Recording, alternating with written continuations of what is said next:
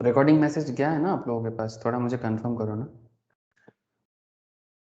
नंदिनी, अभिषेक, तथा एनीवन? हाँ sir. Okay. अच्छा, देखो सर, अगेन सर आप सबको गुड मॉर्निंग। तो बेसिकली गुड मॉर्निंग इसलिए क्योंकि हमें जूरिस्प्रूडेंस पढ़ना है। Jurisprudence and general law. तो व्हाट इज टुडेस टॉपिक? आज कौन सा लॉ पढ़ेंगे? जैसे लास्ट वीक डिस्कशन हुआ था, याद है अभिषेक? लास्ट वीक क्या हुआ था Abhishek? Law of GST dot GST ना, জুরিসপ্রুডেন্সে কি ডিসকাশন করেছিলাম? Limitation act. हाँ सर। ভুলে গেলি হ্যাঁ? लिमिटेशन एक्ट लास्ट वीक हुआ था सर। ठीक है, जिन लोगों ने नहीं कर पाया था उन लोगों में शेयर कर लूँगा। अच्छा, तो आज लिमिटेशन एक्ट और नहीं करेंगे क्योंकि लिमिटेशन एक्ट कंप्लीट ओवरव्यू हो चुका था। इवन काफ़ी डिटेल्स में ही लिमिटेशन एक्ट को समझाया गया था आप लोगों को। बस क्या करना है, घर में जो भी एक्ट हो जा रहा है ना उसको घर में गो थ्रू करना है और relevant questions from past papers, from RTP MTP जो भी आपके इंस्टीट्यूट से है वहाँ से प्रैक्टिस करना है। और जो भी डाउट क्रिएट होता है उसको आपको क्या करना है, पूछताछ करना है, डिस्कस करना है क्लास में। तो बस इतना करते जाओ, देखना रेडी होता जाएगा। तो व्हाट इज टुडेज टॉपिक? आज एक इंटरेस्टिंग लॉ में बात करने वाले हैं, बहुत ही इंटरेस्टिंग टॉपिक, मतलब आपको मज़ा आ जाएगा आप लोगों को। क्या टॉपिक है जानते हो? टॉपिक का नाम है एडमिनिस्ट्रेटिव लॉ। नाम सुने हो कभी इस तरह का लॉ का? हाँ, एडमिनिस्ट्रेटिव लॉ सुने जी अभिषेक?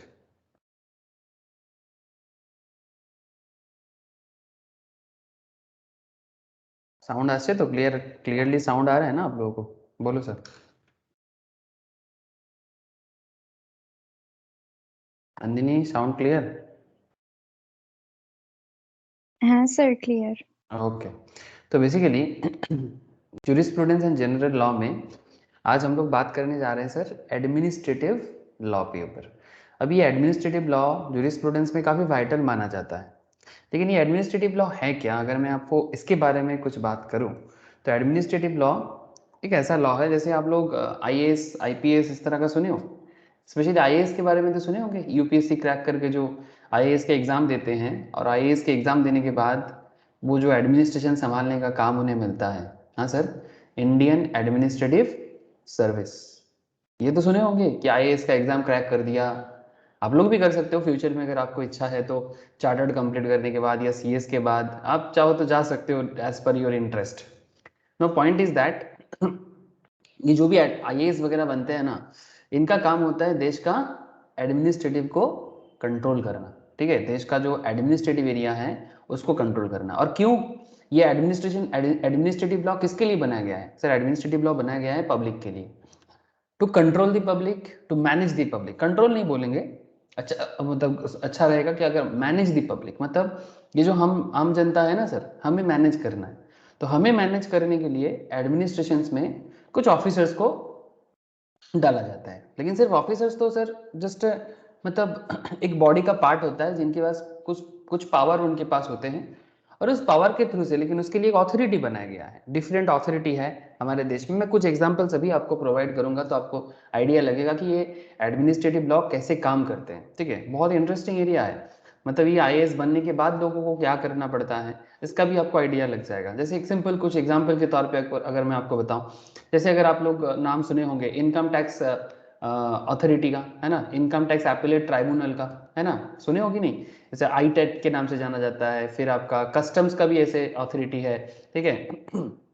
फिर आपका और भी, अगर मैं आप लोगों का एरिया को छोड़ दूं, कंपनी लॉ का अगर मैं बात करूं, ये तो बड़ा पॉपुलर है सीएस के लिए, कंपनी सेक्रेटरीज के लिए। NCLT, national company law tribunal, सुने हैं ना सर ये सब?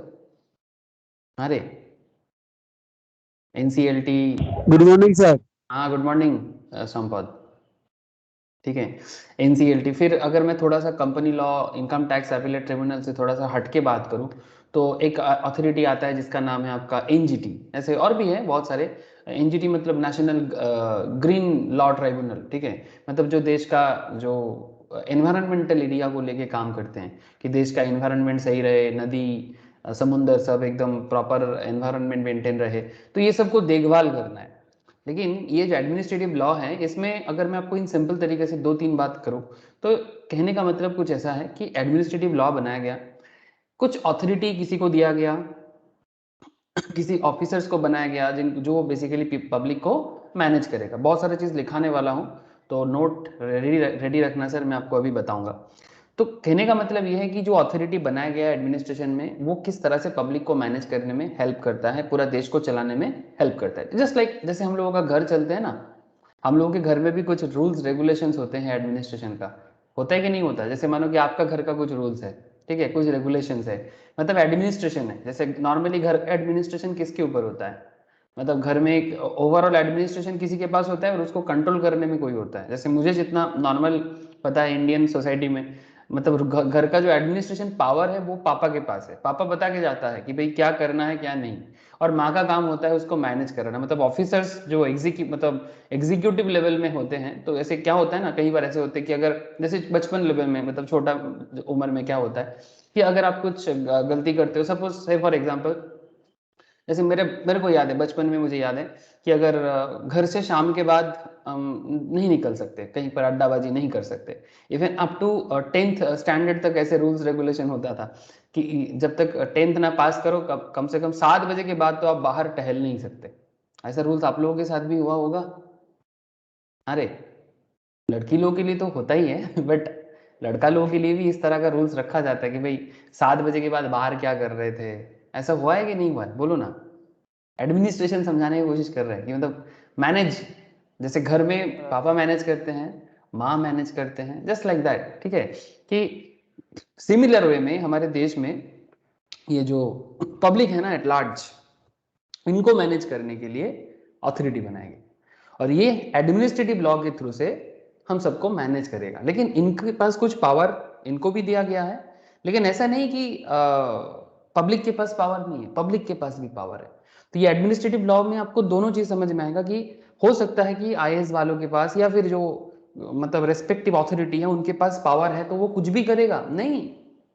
आप कुछ भी करो बट आप लिमिट क्रॉस नहीं कर सकते। मतलब कहीं पर ऐसे होते हैं ना कि पावर आ गया तो मिसयूज करते हैं, जिसका हम लोग देखते हैं कि जो भी घोटाला वगैरह होता है डिफरेंट स्टेट्स में, है ना, करप्शंस होते हैं, ऑफिसर्स करप्टेड निकलते हैं, वो उसको पावर मिला तो वो सोचते हैं कि भाई वो कुछ भी करेगा, है ना, वो कुछ भी करेगा, मतलब अपने पावर का मिसयूज करते हैं। कुछ लोग अच्छे भी होते हैं जो पावर का सही यूज करके पब्लिक का सेवा करते हैं, है ना। बेसिकली पब्लिक का सेवा करना है आपको, मतलब सेवा मतलब आप समझ रहे हो ना, सर्विस है। सर्विस का मतलब क्या? एडमिनिस्ट्रेटिव सर्विस, सेवा करना, लोगों को सही तरीके से उनका जो भी जरूरी चीजें हैं जो एज पर लॉ है उसको पूरा करना। लेकिन कई बार क्या होता है कि क्योंकि उसके पास पावर होता है वो उसका मिसयूज भी करते हैं। तो ये जो एडमिनिस्ट्रेटिव लॉ है इसके अंदर आपको यही सब चीजें समझने को मौका मिलेगा कि किसके पास पावर होता है एडमिनिस्ट्रेशन में, कितना पावर होता है, कुछ लिमिटेशन है या नहीं है, ठीक है, कुछ लिमिटेशन है या नहीं है, ठीक है। या फिर पब्लिक इंडिविजुअल जिनके लिए ये पूरा एडमिनिस्ट्रेटिव लॉ है, क्या उनके पास भी कुछ पावर है क्या, ठीक है। तो इसके लिए कुछ फेमस अथॉरिटी है, कुछ फेमस लॉयर्स जिन्होंने डेफिनेशंस को बनाया वो भी देखेंगे, ठीक है, इंस्टीट्यूट के मैथ से भी देखेंगे, और कुछ प्रैक्टिकल एरिया में भी हम लोग बात करेंगे। तो चलो मैं आपसे स्क्रीन शेयर करता हूँ और एक एक करके बात को आगे बढ़ाता हूँ। ऐसे थोड़ा सा समझ में आ रहा है ना सर, जो पर्टिकुलर पॉइंट पढ़ने जा रहे हैं उसका मतलब या उसके डिटेल्स बोलिएगा सर, समझ आ रहा है कि नहीं आ रहा है? ऐसे ये आपके इंस्टीट्यूट के मैथ से अगर देखा जाए, लेसन 5 के अंदर एडमिनिस्ट्रेटिव लॉ के बारे में बोला गया है। अगर आप इसका ऑब्जेक्टिव देखो तो एकदम साफ साफ यहाँ पर आपको देखने को मिल जाएगा एडमिनिस्ट्रेटिव लॉ के अंदर। तो the study of administrative law involves analysis of the institutions and legal rules through which governmental decision making is authorized, affected, limited and reviewed। ध्यान से देखिएगा, आपके इंस्टीट्यूट के मैट के अंदर भी जो मैं अभी आपसे बात कर रहा था वही बात को यहाँ पर लिखा गया है। The study of administrative law involves analysis of institutions and legal rules through which governmental decision making is authorized, affected, limited and reviewed, ठीक है, in order to meet the growing needs of changing social, political and economic paradigm। समझ रहे ना, मतलब समय change हो रहा है सर। आज से आप लोग बचपन से अगर बड़े हो रहे हो सर, माँ पापा को पूछना, है ना, माँ पापा को पूछना, वो बोलते हैं कि हम लोगों का समय ऐसा नहीं था, सोसाइटी में ये प्रॉब्लम था, वो प्रॉब्लम था, कुछ प्रॉब्लम था, कुछ अच्छा ही था। आज के सोसाइटी में भी कुछ प्रॉब्लम है, कुछ अच्छा ही है।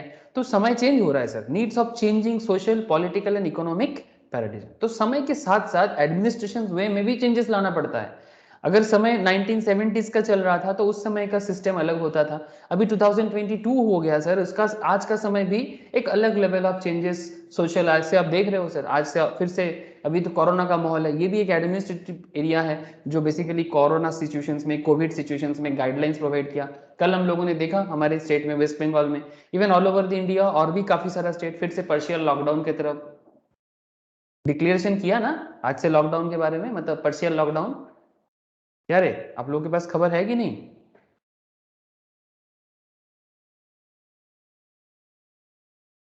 हेलो, खबर है या नहीं है सर, बोलो। हाँ सर। है ना? तो एग्जैक्टली तो ये जो ऑथोरिटी है, जो पावर है, किसी से तो निकलते हैं ना। तो इसके लिए कॉन्स्टिट्यूशन क्या कहा है, लॉ क्या कहा है, ठीक है, कौन क्या कर सकता है।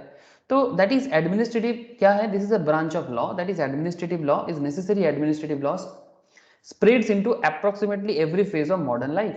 Administrative law is that branch of law that deals with powers, functions and responsibilities of various organs of the state. मतलब ये जो हमारा स्टेट है, ठीक है, इसका मतलब किसी भी राज्य हो, देश हो, उसका ऑर्गन की तरह काम करते हैं सर, कान नाक की तरह। जैसे हम लोग है ना सर 5 ऑर्गन्स, है ना, हम लोग बंगाली में ऐसे पढ़ते थे ना, चक्षु कर्ण नासिका जीवा त्वक, जानते हो ना सर, मतलब हमारा आईज, हमारा ईयर्स, ठीक है, और क्या हो गया, नासिका जीवा टंग, ठीक है, चक्षु कर्ण नासिका, अच्छा नोज, ठीक है, और क्या, चमड़ा, मतलब आप समझ रहे हो ना, स्किन, ठीक है। तो इस तरह का जैसे ऑर्गन्स की तरह काम करते हैं, various organs of the state. जैसे नॉर्मल इंसान के बॉडी में 5 ऑर्गन्स हो गया, मतलब जो मेन ऑर्गन्स है, लेकिन इसके अलावा और भी ऑर्गन्स हमारी बॉडी में है, उसको भी देखभाल करना एक बॉडी का काम होता है। वैसा ही स्टेट का वेरियस ऑर्गन्स के हिसाब से काम करना एडमिनिस्ट्रेटिव लॉ का एक बहुत बड़ा रेस्पॉन्सिबिलिटीज है।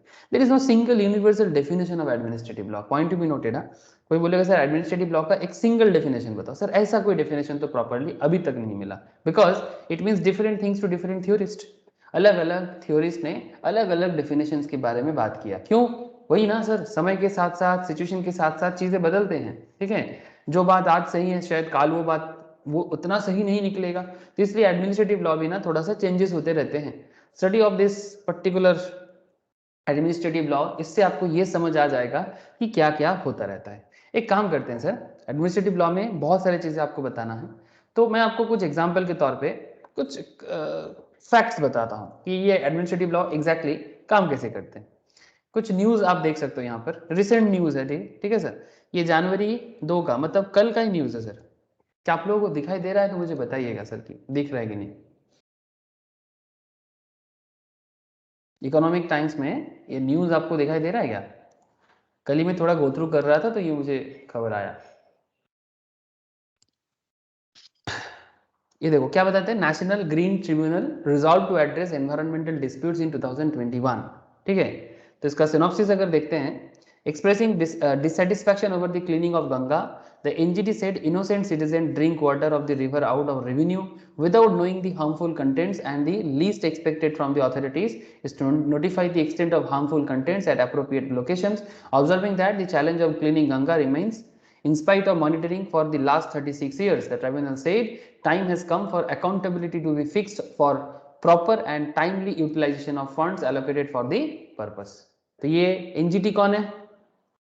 एनजीटी कौन है सर?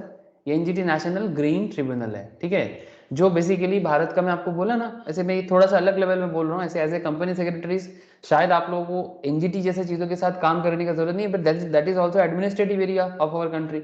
नॉर्मली आप लोगों का जो एरिया ऑफ एडमिनिस्ट्रेशन रहेगा ना, जब आप लोग रियल लाइफ में आ जाओगे, आप लोगों के लिए 3 बड़ा फेमस एरिया है, ठीक है, मतलब बहुत फेमस है, और भी है, जैसे कि इनकम टैक्स एपेलेट आप लोगों के लिए बहुत जरूरी एक एरिया है। जीएसटी का ऐसे कोई एपेलेट ट्रिब्यूनल है नहीं, बट इनडायरेक्ट टैक्स का जो भी सिचुएशन है उसके हिसाब से, या कस्टम्स का, ठीक है। इसके साथ साथ आपका कंपनी लॉ ट्रिब्यूनल, ये तो आप लोगों के लिए है ही। तो बेसिकली ये लोगों के पास ऑथोरिटी होते हैं कि हमारे देश में डिफरेंट मैटर्स को कैसे सॉल्व किया जाए। तो जैसे नेशनल ग्रीन ट्रिब्यूनल के पास सॉल्यूशंस है कि वो किस तरह से गंगा यमुना को क्लियर रखे, ये उनके पास पावर है, ठीक है। इनके लिए गवर्नमेंट से फंड भी मिलता है, ठीक है, तभी जाके वो लोग इसको कंट्रोल कर पाते हैं। In 2021, not only flagged key environmental issues of the country, but also brought a new dynamic function styling as it sanitize the government machinery to act as intensify the surveillance and vigilance mechanism. The NGT cracked the whip of industrial units causing pollution and stressed on cleaning the Ganga and the Yamuna. ठीक है, तो ऐसे various concept है, मतलब एक चीज नहीं sir, ऐसे वेरियस मैटर्स पे ये लोग कंट्रोलिंग लेते हैं और अपने ऑथोरिटी का यूज भी कर सकते हैं और जरूरत के हिसाब से उस पर काम भी कर सकते हैं। तो ऐसे वेरियस, तो ये हो गया आपका एनजीटी का एरिया। ये यहाँ पर मुझे इनकम टैक्स का एक खबर रिसेंटली मैं दिसंबर में देख रहा था, आप देख सकते हो, आपको भी ये सब चीजों का खबर होना चाहिए।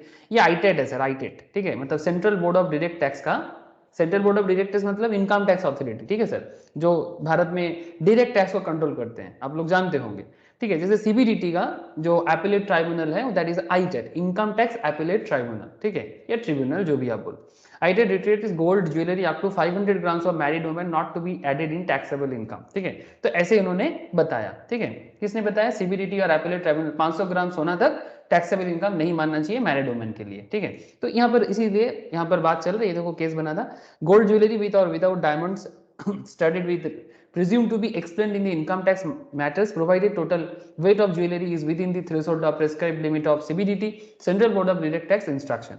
Relying on this daily bench of income tax appellate tribunal, ITAT disallowed the addition to taxable income of an assessee as per CBDT instruction May 11, 1994 in course of IT search under section 132, gold jewelry to be extent of 500 grams per married lady, 250 grams per unmarried lady and 100 grams per male member of the family need not to be seized by tax authorities. आप समझ रहे हो, अब tax authority क्या करते हैं ना, कई बार रेड करते हैं, है ना, और वो पूछते हैं कि भाई आपके पास ये गोल्ड कहाँ से आया, आप समझ रहे हो सर, हाँ, तो आपके पास अगर गोल्ड मिलता है तो वो गोल्ड क्या गोल्ड है, कहाँ से आया है, टैक्स अथॉरिटी आपको पूछेगा भाई इसका पेपर्स दिखाओ, इसका ये दिखाओ, इसका वो दिखाओ, आपको प्रूफ देना पड़ता है, क्या आपने अनऑथराइज्ड इनकम से तो गोल्ड नहीं खरीदा। लोगों को बात समझ में आ रहा है। जब इनकम टैक्स का छापामारी होता है, रिसेंटली एक छापामारी हुआ है सर, ये कहीं का एक, क्या नाम है मुझे ये नाम ही नहीं याद आ रहा है, रिसेंट एक रेड हुआ है, आप लोगों को खबर है किसका नाम कर रहा हूं मैं, रिसेंटली एकदम रिसेंट घटना है, 200 करोड़ का, हाँ ये देखो टैक्स रेट पीयूष जैन के ठिकानों से, ऐसे ये बड़ा चर्चा में है आजकल, 200 करोड़ की मिला है सर, 200 करोड़ मिला है उनके घर से, खबर है क्या, अरे 200 करोड़ का एक ऐसे कुछ पैसा मिला है इस तरह का, ठीक है, ये न्यूज रिसेंटली बहुत घूम रहा है, ठीक है।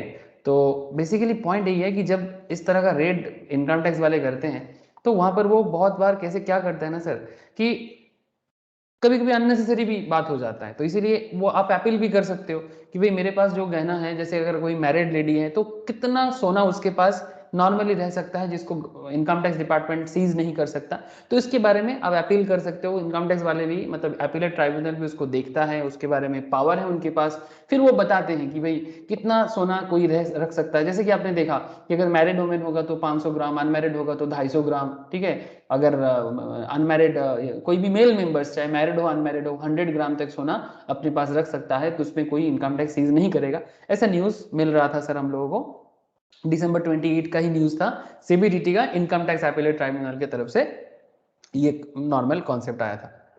तो ये सब खबर आप लोग देखते होंगे नॉर्मल में भी, आप लोगों को बात समझ में आ रहा है ना सर।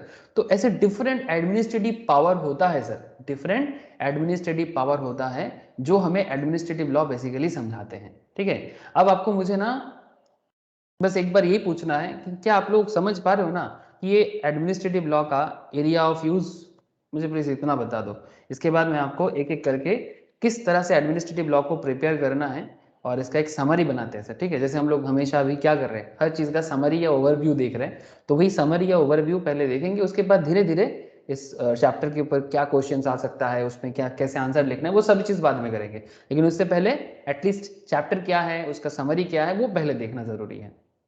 बोलो सर, इतना क्लियर हो रहा है कि नहीं। Administrative law is the law relating to administration. It determines the organization's power and duties of the administrative authorities. ठीक है, उसका पावर, उसका ड्यूटी और कितना ऑथोरिटी उनके पास है, उसके हिसाब से वो क्या काम करता है, that is actually administrative law.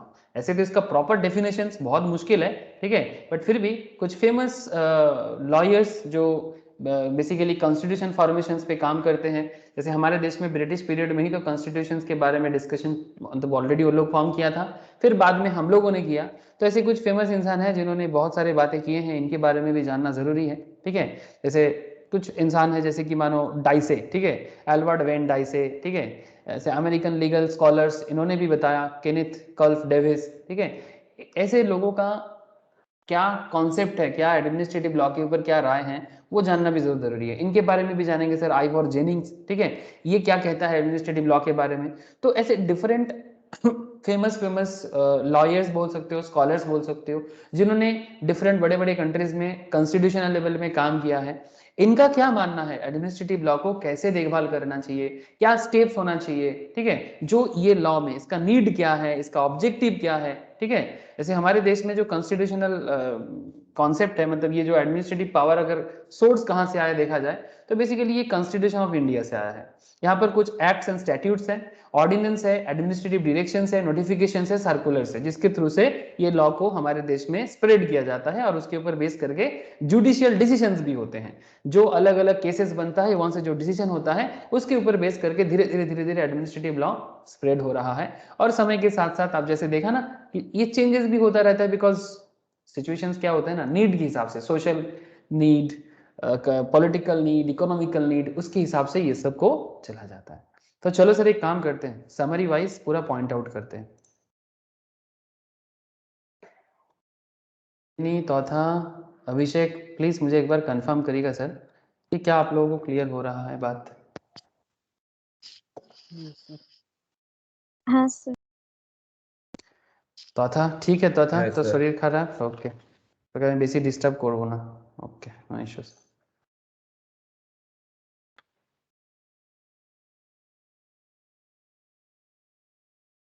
चलो, तो ये तो था कुछ इंट्रो, समझ सकते हो, या फिर कॉन्सेप्ट ऑफ एडमिनिस्ट्रेटिव लॉ। अब बात को आगे बढ़ाते हैं सर, ठीक है, मैटर को भी आगे आगे लेके चलते हैं। तो कहाँ पहुंचेंगे देखते हैं सर, लेकिन पहले लिखना चालू करें। पेन एंड पेपर रेडी है ना, तो चालू हो जाओ सर। पूरा समरी हो जाएगा आज एडमिनिस्ट्रेटिव लॉ का। पेन पेपर रेडी कर लिए क्या, मैं स्टार्ट कर रहा हूँ लिखना, तो लिखिए सर।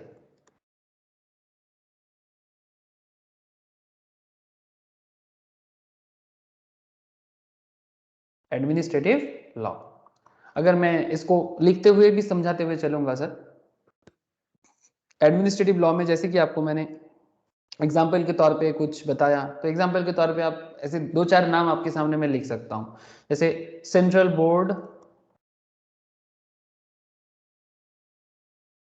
ऑफ रेवेन्यू, ठीक है, मतलब जिनको देश का रेवेन्यू को लेकर चिंता है। अब सेंट्रल बोर्ड ऑफ रेवेन्यू का जो एरिया है वो किसके बेसिस में चलता है, वन ऑफ दी की मतलब अथॉरिटी का नाम बता रहा हूं मैं सर, सीबीडीटी। अभी आपको मैं सीबीडीटी के बारे में बता रहा था ना, तो सेंट्रल बोर्ड ऑफ रेवेन्यू जो है ये बेसिकली ओवरऑल पावर देखता है, ठीक है, सेंट्रल बोर्ड ऑफ रेवेन्यू, इनके ऊपर बेस करके एक अथॉरिटी बनाया गया जिनका नाम क्या दिया गया sir, central Board of direct taxes. ऐसे और भी हैं, मैं आपको धीरे धीरे सभी नाम बताऊंगा, बट ये कुछ आइडिया ले लो सर कि एडमिनिस्ट्रेटिव एरिया कैसे काम करते हैं। जैसे इतना बड़ा कंट्री को चलाने के लिए पैसा का जरूरत तो होगा ना सर, ये भारत तो कोई छोटा मोटा देश है नहीं सर, हाँ, ऐसे इनको सब कॉन्टिनेंट के नाम से जाना जाता है, हाँ, दुनिया इसको सब कॉन्टिनेंट कहते हैं, इतना बड़ा इसका साइज है, इतना बड़ा इसका साइज है, इतना बड़ा इसका पॉपुलेशन है स्पेशली, ठीक है, population as well as size दोनों एंगल से, मतलब इतना बड़ा है, तो यूरोपियंस इसको सब कॉन्टिनेंट कहते हैं, ठीक है, एक कंट्री है बट इसको सब कॉन्टिनेंट का दर्जा दिया जाता है। अगर पाकिस्तान, बांग्लादेश, श्रीलंका सबको मिला के भी ये लोग कभी कभी इंडियन सब कॉन्टिनेंट बोल देता है, बिकॉज वो पुराने जमाने में यही सिस्टम था कि इंडिया मतलब पाकिस्तान, बांग्लादेश सब इंक्लूड होके था 1947 से पहले। तो इंडियन सब कॉन्टिनेंट आज भी जब भी कोई बात करते हैं ना, तो उसमें पाकिस्तान, श्रीलंका ये भी इंक्लूड करके ही बताते हैं, बट नॉर्मली एक इंडिया भी सब कॉन्टिनेंट की तरह ट्रीट बहुत लोग आज भी करते हैं। तो कहने का मतलब है कि इतनी बड़ी कंट्री है, इतना इसका पॉपुलेशन का मतलब कंट्रोलिंग है, पॉपुलेशन को मैनेज करना है, तो इसको मैनेज करने के लिए बहुत सारे अथॉरिटी जरूरी है, जिसमें रेवेन्यू अर्न करना भी बहुत जरूरी है। तो रेवेन्यू अर्न करने के लिए गवर्नमेंट ने जैसे डायरेक्ट टैक्स डिपार्टमेंट को बनाया, ऐसे कस्टम्स का भी है सी स्टैट, ठीक है, कस्टम्स का जो एपिलेट ट्राइब्यूनल को बना दिया। तो ऐसे डिफरेंट अथॉरिटीज तो जरूरी है ना सर। तो ये डिफरेंट अथॉरिटीज का मैं कुछ नाम आपको एक बार लिखा रहा हूं ताकि आपको एक आइडिया क्लियर हो जाए। जैसे सेंट्रल बोर्ड ऑफ रेवेन्यू ने central Board of direct taxes को बनाया। फिर जैसे मानो एक वेज बोर्ड बनाया, ठीक है, मतलब हमारे देश में जो वेजेस का एरिया होगा, ठीक है, वो कौन डिसाइड करेगा डिफरेंट ऑर्गेनाइजेशंस में, ठीक है। तो ऐसे वेज बोर्ड जिसमें आप इसका नाम दे सकते हो माइनॉरिटी मिनिस्ट्री ऑफ लेबर्स, हाँ sir, ministry of labour and employment, नाम तो आप लोग सुने ही होंगे, ठीक है। जैसे वो पॉलिटिक्स में आप लोग सुनते हो ना, मिनिस्टर बना है, लेबर एंड एम्प्लॉयमेंट में मिनिस्टर बना है, तो इसके लिए वेज बोर्ड डिपार्टमेंट हो सकता है जो ministry of labour and employment को हेल्प करता है कि कैसे हमारे देश में वेज सिस्टम चलेगा। या फिर आप ऐसे नाम लो कुछ एडमिनिस्ट्रेटिव ट्राइब्यूनल का, या फिर और एक नाम ले सकते हो आप सब, टैरिफ कमीशन, ठीक है। जैसे वो हमारे देश में टैरिफ कमीशन का भी जरूरत आ जाता है। Tariff commission is like manufacture हो रहा है तो उसमें कितना टैरिफ लगाया जा सकता है, तो उसके लिए टैरिफ कमीशन बिठाया जा सकता है। या फिर टैरिफ्स ऑन मैन्युफैक्चरर्स, अब ऐसे समझो, ठीक है, टैरिफ्स ऑन मैन्युफैक्चरर्स या मैन्युफैक्चरर्स, ठीक है। तो मैन्युफैक्चरिंग पे क्या टैरिफ लगाया जाएगा उसके लिए कोई बोर्ड बना दिया गया एडमिनिस्ट्रेशन के लिए, ठीक है। या फिर एग्जाम्पल के तौर पे और एक भी लिख सकते हो, डिफरेंट एडमिनिस्ट्रेटिव ट्राइब्यूनल्स जिसके बारे में मैं आपको बात कर रहा था, एडमिनिस्ट्रेटिव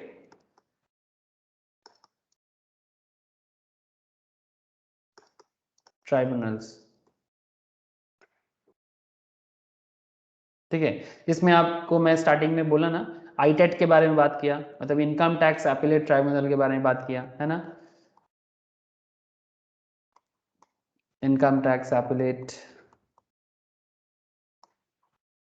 ट्रिब्यूनल। या फिर आप एनसीएलटी का भी नाम ले सकते हो, ठीक है, जो बड़ा ही कंपनी रिलेटेड जितना मैटर्स है इस पे जो भी सोल्यूशन डालना हो या जो भी कॉन्सेप्ट क्रिएट करना हो उसके लिए एनसीएलटी है ना। पहले कंपनी लॉ बोर्ड के नाम से जाना जाता था, अभी एनसीएलटी के नाम से जाना जाता है, company law appellate tribunal, NCLT, ठीक है, एनसीएलटी। ऐसे इसका एक अलग चैप्टर है जहां पर डिफरेंट कंपनी लॉ ट्राइब्यूनल्स के बारे में चर्चा डिटेल्स में करेंगे, बट करेंटली एनसीएलटी या एनसीएलटी को आप देख सकते हो, एनसीएलटी एनसीएलटी। या फिर आप आईटेट हो गया, एनसीएलटी हो गया या एनसीएलटी हो गया, एनजीटी नेशनल ग्रीन ट्रिब्यूनल्स, ठीक है, जो इस पे भी लिख दो, national company law appellate tribunal.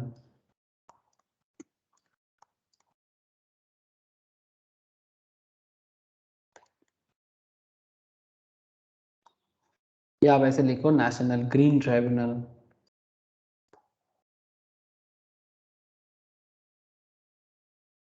जो एनवायरमेंटल इशू को देखता है, ठीक है। तो ऐसे डिफरेंट और भी है, मैं सारा नाम अभी मतलब बोल भी नहीं पाऊंगा, लेकिन कुछ आइडिया के लिए आपको मैं कुछ नाम बताया जो एडमिनिस्ट्रेटिव एरिया में नॉर्मली होता है, देश का रेवेन्यू को देखना, वेज को देखना, टैरिफ वगैरह को देखना, ठीक है। एपिलेट ट्राइब्यूनल्स एडमिनिस्ट्रेटिव ट्राइब्यूनल्स बनाना जिसमें डिफरेंट इनकम टैक्स का केस हो सकता है, कंपनी लॉ का केसेस हो सकता है, ग्रीन इश्यूज हो सकता है, मतलब एनवायरमेंटल इश्यूज हो सकता है। तो ये बेसिकली एडमिनिस्ट्रेटिव एरिया का कुछ एग्जांपल्स था, ठीक है, नॉट कंप्लीट, जस्ट कुछ एग्जांपल्स था। लिख लिया क्या? हेलो, बोलो सर, लिखा कि नहीं?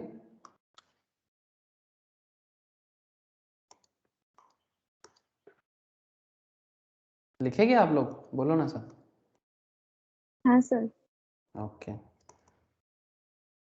अभी हेडिंग करो सर, एडमिनिस्ट्रेशन लॉ।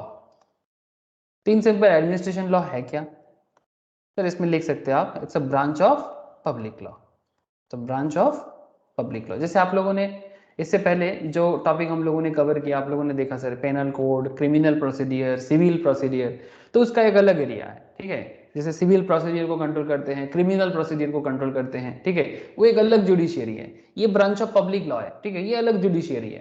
तो अलग अलग जुडिशियरी सिस्टम तो होगा ना सर, अलग अलग जुडिशियरी अलग अलग मैटर को कंट्रोल करते हैं। तो क्रिमिनल हो गया, उधर सिविल प्रोसीडियर हो गया, इधर हम लोग बात कर रहे हैं आज पब्लिक लॉ पे, ठीक है।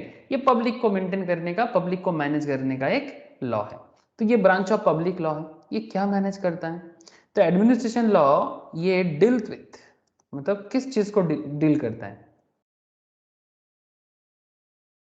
आप ऐसे लिख सकते हो, डील्स विथ, जैसे आपको उसमें स्टार्टिंग में बता रहा था ना, मैथ से जब पढ़ा रहे थे, organs of administration, organs of administration, in simple आप ऐसे लिख सकते हो, ऑर्गन्स ऑफ एडमिनिस्ट्रेशन, ठीक है। एडमिनिस्ट्रेशन की ऑर्गन्स है ये, deals with organs of administration. अच्छा, ये ऑर्गन्स को कुछ इस तरह से आप नोट डाउन कर सकते हो सर, कि क्या क्या ऑर्गन्स का एरिया हो सकता है जिसमें स्ट्रक्चर, एडमिनिस्ट्रेशन का स्ट्रक्चर कैसा होगा, मतलब देश चलाने के लिए डिफरेंट स्ट्रक्चर की जरूरत होता है। जैसे हमारे घर में होते हैं ना, अगर आप लोग जॉइंट फैमिलीज में कभी एक्सपीरियंस किए हो, या फिर अगर आप लोगों का जॉइंट फैमिली है, तो आप जरूर देखे होंगे कि वहां पर ना स्ट्रक्चर्स होते हैं, पावर्स होते हैं, होते हैं कि नहीं होते? जॉइंट फैमिली का एक्सपीरियंस है आप लोगों को सर? बताइएगा। या तो अपने घर में, या तो मैटरनल के साइड में, कहीं पर भी, या फिर कोई रिलेटिव्स जिनका जॉइंट फैमिली हो। जॉइंट फैमिली मतलब कम से कम 4-5 भाई, कम से कम। हाँ, मेरा एक्सपीरियंस है कि मेरा जो जॉइंट फैमिली मेरा मैटरनल साइड में है सर, माँ के साइड में, तो वहाँ पर जॉइंट फैमिली है, मतलब 3 ग्रैंडफादर, मतलब हाँ, मतलब 3 ग्रैंड मदर अभी भी जिंदा, मतलब 3 में से 2 अभी भी जिंदा है। और अगर उनका जो मतलब जो मामा है मेरा, मतलब उनका सभी मिला के 11 मैटरनल्स, ठीक है, 11। मतलब मैं बचपन में अगर मुझे कोई पूछता था भाई तेरा कितना मामा है, तो मैं उनको ना बड़ा प्राउडली बोलता था कि मेरा 11 मामा है। तो कोई कोई ना बड़े लोग जो होते थे, मेरे को ना थोड़ा शक किया, मतलब 11 मामा, बाप रे बाप। हाँ, तो लेकिन मेरे को इतना सब एक ही माँ से थोड़ी थे, लेकिन फिर भी मैं बड़ा प्राउडली बोलता था। लेकिन इतना बड़ा जॉइंट फैमिली, तो ओवरऑल मेंबर्स मतलब नॉर्मल लेवल में 60 to 70 मेंबर्स एक फैमिली के अंदर, मतलब एक ही जगह में वो लोग रहते हैं। और अगर कोई रिलेटिव सभी का कभी ना कभी लगा रहता है, तो ऑलमोस्ट 80-90 लोगों का खाना रेगुलर बनता है। इस तरह का मतलब एक्सपीरियंस में बचपन में देखता था सर। आजकल तो नहीं है, आजकल इतना बड़ा जॉइंट फैमिली कंट्रोल करना लोगों के लिए मुश्किल हो रहा है, तो ये सब टूट रहा है। बट फिर भी एक्सपीरियंस मैंने थोड़ा सा किया था, शायद आप लोगों का भी ऐसे होगा। क्या रे, जॉइंट फैमिली एक्सपीरियंस बोलो सर, हाँ ना, कुछ तो बोलो।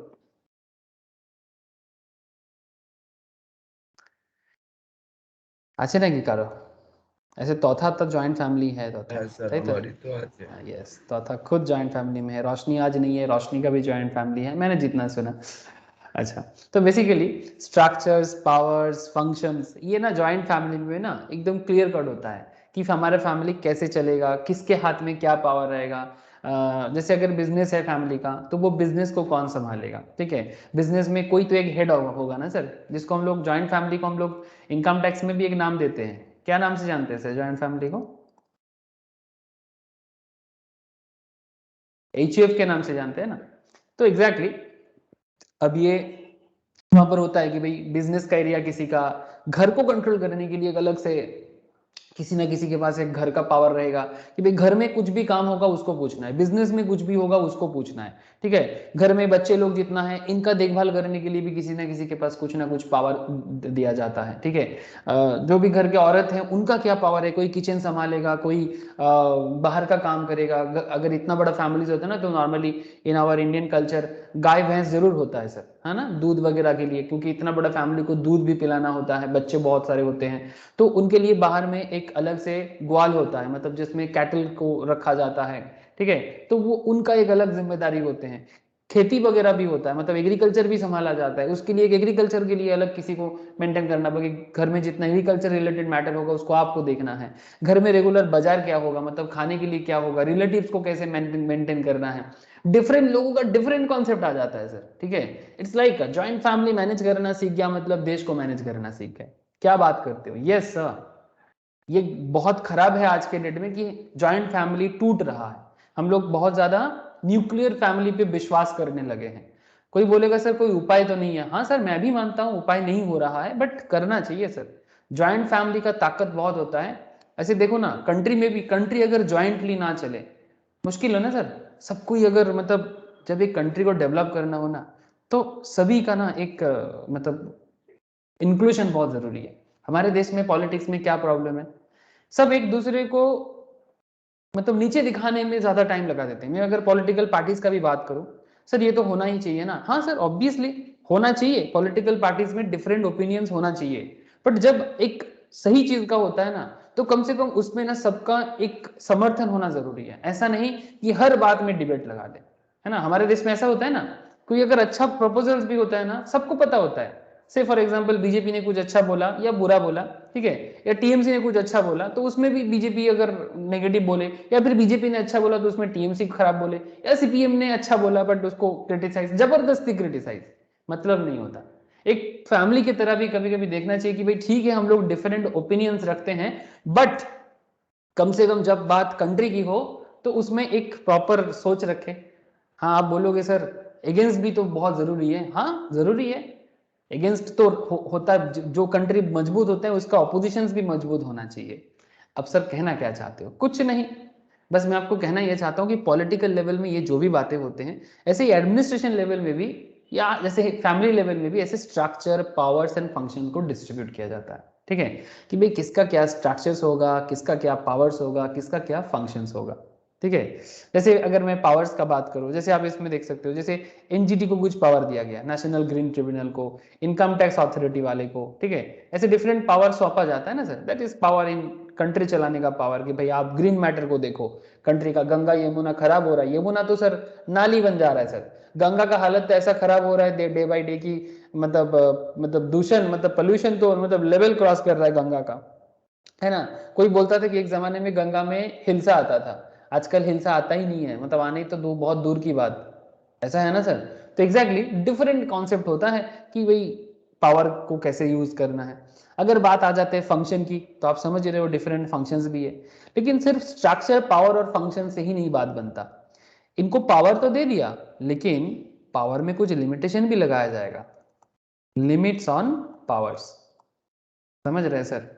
क्या होता है ना, पावर देने से लोगों को, हमारे देश में क्या है ना, specially in our country, I don't know different country में क्या चलता है, सभी कंट्रीज में कुछ ना कुछ प्रॉब्लम, कुछ ना कुछ अच्छा ही है, बट अगर मैं सिर्फ अपने कंट्री में बात करूं तो पावर देने से उसका मिसयूज भी बहुत देखा जाता है ना, कि भाई कोई बड़े ऑफिसर है तो वो सोचते कि भाई वही कंट्री का सब कुछ है। हाँ नहीं सर, आप कंट्री का सब कुछ नहीं हो, आपको पावर दिया गया है पब्लिक को मैनेज करने के लिए।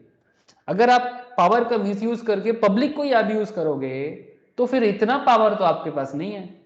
तो कितना ताकत है आपका किसी चीज को मैनेज करने में, आप उतना ही यूज करो, मिसयूज ना करो। तो एग्जैक्टली इसीलिए पावर में लिमिटेशंस भी लगाया जाता है एडमिनिस्ट्रेटिव लॉ के थ्रू से, ठीक है, कि वो क्या कर सकता है और क्या नहीं कर सकता, ठीक है। फिर लिमिट्स ऑन पावर्स के बाद आप नीचे लिखिएगा sir, methods to control powers, ठीक है, इसके लिए कुछ मेथड्स भी बताया गया है इसके अंदर, मेथड्स टू कंट्रोल पावर, मतलब पावर को कैसे कंट्रोल करोगे उसके लिए कुछ मेथड्स भी बताया, बोला। उसके बाद फिर नीचे लिखना including legal remedies, including legal remedies, मतलब लीगल रेमेडीज भी कुछ ना कुछ होना चाहिए ना सभी की तरफ से, मतलब पब्लिक की तरफ से भी और एडमिनिस्ट्रेशन की तरफ से भी, इंक्लूडिंग लीगल रेमेडीज, एक दूसरे पे केस कर सकता है, ऐसे बहुत सारे चीजें होते हैं सर, लीगल रेमेडीज, समझ रहे हैं सर। तो डिफरेंट घटनाएं होते हैं सर हमारे यहाँ पर, ठीक है। तो जैसे फॉरेस्ट का अगर मैं बात करूँ, फॉरेस्ट एक्ट है, उसको फॉरेस्ट एडमिनिस्ट्रेशन के अंदर भी रखा जाता है, आईएफएस, इंडियन फॉरेस्ट सर्विस। अब फॉरेस्ट सर्विस वाले का भी अपनी पावर है, वो भी इंडिविजुअल्स पे कुछ ना कुछ कर सकता है, ठीक है। तो डिफरेंट है, जैसे मैं एक केस याद आ रहा है मुझे, आप लोग मुझे केस अभी मुझे नहीं मिलेगा कि पता नहीं, आप लोग इनके बारे में सुने हो सर, ये बड़ा ही फेमस है आजकल, सदगुरु, नाम सुने हो सर? सर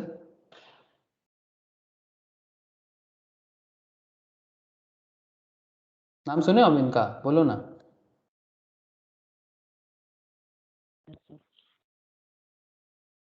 ये साउथ इंडिया में कोयम्बटूर में इनका एक ईशा ईशा फाउंडेशन बोल के इनका एक फाउंडेशन है। तो इनका ये देखो, इसके अगेंस्ट में कुछ सवाल उठाया गया है इनके अगेंस्ट में कोई किसी ने किसी सवाल उठाया कि इन्होंने जो आश्रम को बनाया, तो वो आश्रम फॉरेस्ट लैंड में बनाया या फिर एलिफेंट कॉरिडोर में बनाया, इस तरह का कुछ सवाल किसी ने उठाया, ठीक है। ये सदगुरु जो ईशा फाउंडेशन चलाते हैं, योगा फाउंडेशन चलाते हैं, ठीक है।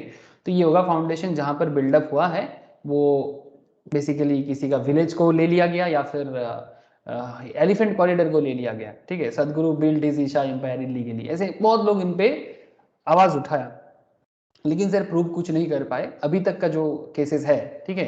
कोयम्बटूर में इनका जो ऑर्गेनाइजेशन है, ऐसा कुछ भी प्रूव अभी तक नहीं हो पाया।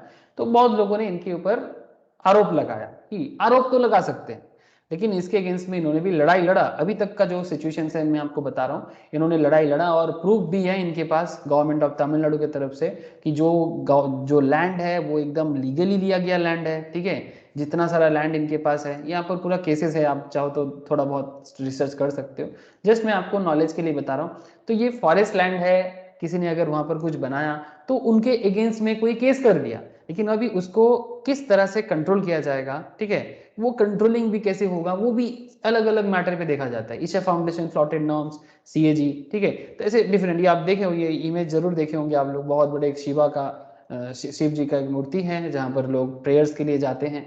शिवरात्रि में बहुत बड़ा प्रोग्राम भी होता है, ठीक है, लेकिन बड़े काम करने के लिए हो सकता है डिफरेंट इश्यूज बन सकता है। तो सवाल ही उठते हैं, वेस्टर्न घाट्स के नीचे है, क्या सच में एलिफेंट कॉरिडोर है या फिर वहां पर एक आश्रम बनाना का एकदम सिचुएशन है, ये डिफरेंट केसेस बनता है sir.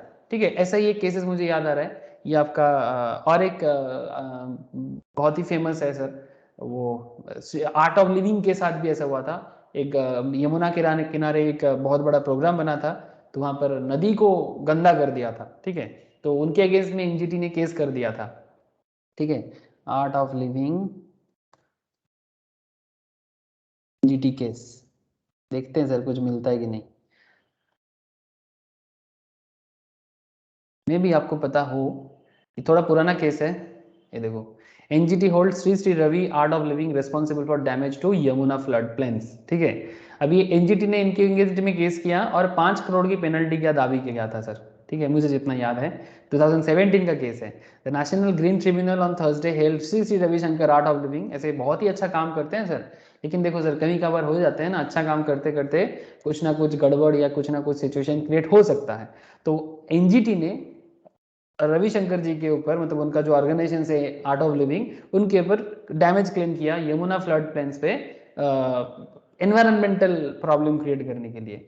A bench headed by panel chairperson Swatnar Kumar said Delhi Development Authority should carry out the restoration work of the floodplains after the Art of Living deposited the remaining fine amount। ठीक है, उन पे fine charge किया गया था। ठीक है, actually जब यमुना किनारे भारतीय कल्चर को मतलब दिखाने के लिए एक इंटरनेशनल एक इवेंट हुआ था। ठीक है, ऐसे देखो ये लोग बहुत बड़े कुछ काम किए थे, इनके अगेंस्ट में किसी भी तरह का लोग बात करते, लेकिन हमारे सोसाइटी में लोग सारा दिन कितना सारा मतलब खराब काम करते हैं, इसका कोई खत्म नहीं है ना सर। तो यहाँ पर आप देख सकते हो 5 करोड़ का फाइन लगाया था। तो उसके बाद उस केस में क्या बना था, आप चाहो तो इसका रिसर्च कर सकते हो, पुष्टि कर सकते हो। ठीक है, लेकिन इसके ऊपर आर्ट ऑफ लिविंग ने इस अपील के अगेंस्ट में सुप्रीम कोर्ट में अपील किया था। The Art of Living Foundation said it was disappointed with the decision taken by the NGT. We do not agree with the verdict. Our submission have not been dealt with considered. The foundation said through a media release, adding that it would move to the Supreme Court against the verdict. तो मतलब जैसे authority के मतलब tribunal के पास power है, इसी तरह individuals के पास भी पावर है। ऐसा नहीं कि अथॉरिटी के पास पावर है तो वो आपके ऊपर कुछ भी कर सकता है। आपको बात समझ में आ रहा है मैं क्या बोलना चाहता हूँ सर? हेलो, आप लोगों को बात समझ में आ रहा है कि नहीं? कि ये जो इंक्लूडिंग लीगल रेमेडीज का जैसे मैंने बात किया, एक अथॉरिटी है जिनको एक स्ट्रक्चर में बांधा, मतलब स्ट्रक्चर के थ्रू से उसको बांधा गया सर, स्ट्रक्चर भी दिया गया, पावर भी दिया गया, फंक्शन भी करने का दिया गया। यस, इनका फंक्शन तो चाहिए, जैसे डिफरेंट अथॉरिटीज का है, कंपनी लॉ के अंदर भी है, इनकम टैक्स वाले का भी है, जीएसटी में भी बन रहा है। तो ऐसे स्ट्रक्चर पावर फंक्शन होगा, लेकिन इनका पावर में लिमिटेशन भी लगाया जा सकता है, उनको कंट्रोल करने का एक सिस्टम भी हो सकता है और लीगल रेमेडीज भी हो सकता है, जैसे मतलब आर्ट ऑफ लिविंग पे या सदगुरु पे। ठीक है, इस सिमिलरली पतंजलि के अगेंस्ट में भी एक ऐसा केस बना था, मुझे जितना याद है रामदेव बाबा का जो हरिद्वार वाला जो केस है ना, वहां पर भी रामदेव बाबा के अगेंस्ट में भी एक केस बना था। अब क्यों बना था इसका भी आप देख सकते हो, उसमें अल्टीमेटली क्या डिसीजन हुआ वो भी आप चेक कर सकते हो। तो ऐसे different different cases different area में बन रहा है। तो यू हैव टू, जैसे हमारे कोलकाता में भी मुझे जितना पता है, ये रविंद्र सरोवर में, पता है आप लोगों को? रविंद्र सरोवर में डिफरेंट पूजा ओकेशंस में, लाइक छठ पूजा, ऐसे ओकेशंस में जो बेसिकली भसा, मतलब बेसिकली उसमें जो भी रिचुअल्स होते हैं वो करने के लिए परमिशन के लिए एनवायरनमेंट एनजीटी के साथ एक केस बना था, फिर बाद में बैन किया गया। तो ऐसे डिफरेंट कॉन्सेप्ट होता है। ऐसे बोलो तो फिर गंगा मतलब हमारे कोलकाता में जो दुर्गा पूजा होता है, आप सोचा करो, ये दुर्गा पूजा के बाद, मेरा पर्सनल ओपिनियन है, आप लोग ऐसे सोचते कि नहीं सोचते आई डोंट नो, मेरे हिसाब से दुर्गा पूजा मतलब जिस हिसाब से हमारे देश का पॉपुलेशन बिल्ड हुआ है ना, और जिस हिसाब का आज के डेट में केमिकल्स यूज होते हैं प्रतिमा को बनाने में या पंडाल्स को ठीक ठाक करने में, उसमें भी बहुत पॉल्यूशन होता है। तो दुर्गा प्रतिमा को जिस तरह से हम लोग गंगा में डुबाते हैं, इतना भर्ती में उसको डुबाते ही उसका गंगा का पानी खत्म, मतलब हम लोग उत्सव तो मनाते हैं बट उत्सव में हम लोग एनवायरनमेंट को बहुत डिग्रेडेशन करते हैं। तब तो मेरे हिसाब से एनजीटी को पूरा वेस्ट बंगाल में दुर्गा पूजा के अगेंस्ट में भी केस करना चाहिए। आप लोगों को नहीं लगता? मतलब दुर्गा पूजा पे अगेंस्ट में नहीं, दुर्गा पूजा में जो प्रतिमा विसर्जन होते हैं उस प्रतिमा विसर्जन में गंगा का बहुत बड़ा क्षति होता है। आप लोगों को नहीं लगता सर? हेलो?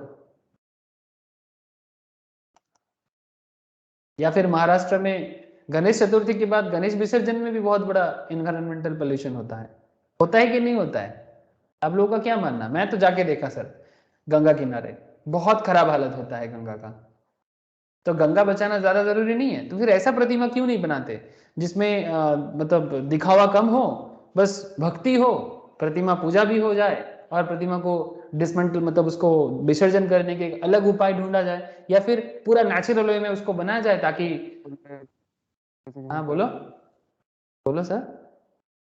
করে বলতে গেলে সমস্ত যতগুলো হিন্দু রিলিজিয়াস অর্গানাইজেশন है सब उठे पड़বে। हाँ वही तो मैं बोल रहा हूँ ना, मतलब ये एक जागरूकता है कि कंसर्सनेस, ठीक है? मतलब इट्स नॉट अबाउट, मतलब देखो कोई गलत नहीं है, कोई गलत नहीं है, लेकिन एनवायरनमेंट को बचाने का भी एक कॉन्सेप्ट हमारे अंदर होना चाहिए कि भाई हम एनवायरनमेंट को खराब ना करें, है ना? तो it's not about religious matter, it's about environmental issues. मैं रिलीजियंस के थोड़ी नहीं, इसमें बहुत ही ज़्यादा मतलब आजकल तो बहुत ज़्यादा धार्मिक चीज कॉन्सेप्ट में ही बिलीव रखता हूँ सर, स्पिरिचुअलिटी में बहुत बिलीव रखता हूँ मैं कम, मतलब अगर आप मुझे पूछोगे। लेकिन एनवायरनमेंट वो हमारा एक्चुअली एनवायरनमेंट ही तो सब कुछ है, ये जो प्रकृति है, प्रकृति के ऊपर कुछ नहीं है, प्रकृति ही सब कुछ है हमारे लिए, मतलब जिसको हम लोग इंग्लिश में नेचर कहते हैं या एनवायरनमेंट कहते हैं। तो इनको ठीक रखना भी हमारा भक्ति का, धर्म का एक बहुत बड़ा पार्ट है। ये थोड़ा अपर लेवल में सोचना चाहिए। इसका मतलब ये नहीं कि लोग जो रिचुअल्स करते हैं वो खराब करते हैं, नहीं, एक्चुअली ये सब रिचुअल्स का जरूरत है।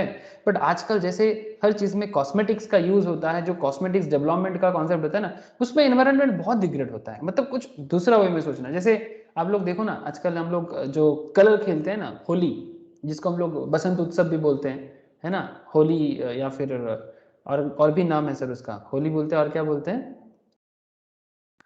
उसमें भी आजकल चमड़ा खराब हो जाएगा इसलिए हम लोग नेचुरल कलर का यूज करते हैं, है ना, नेचुरल आविर का यूज करते हैं। तो वैसा ही कुछ सोचे जा सकता है रिगार्डिंग दुर्गा पूजा या डिफरेंट पूजा के हिसाब से, मेरे हिसाब से, कि भाई ऐसा कुछ करो ताकि सब कुछ नॉर्मल रहे, मतलब एनवायरनमेंट का जितना कम हो सके हम मिस यूज करें।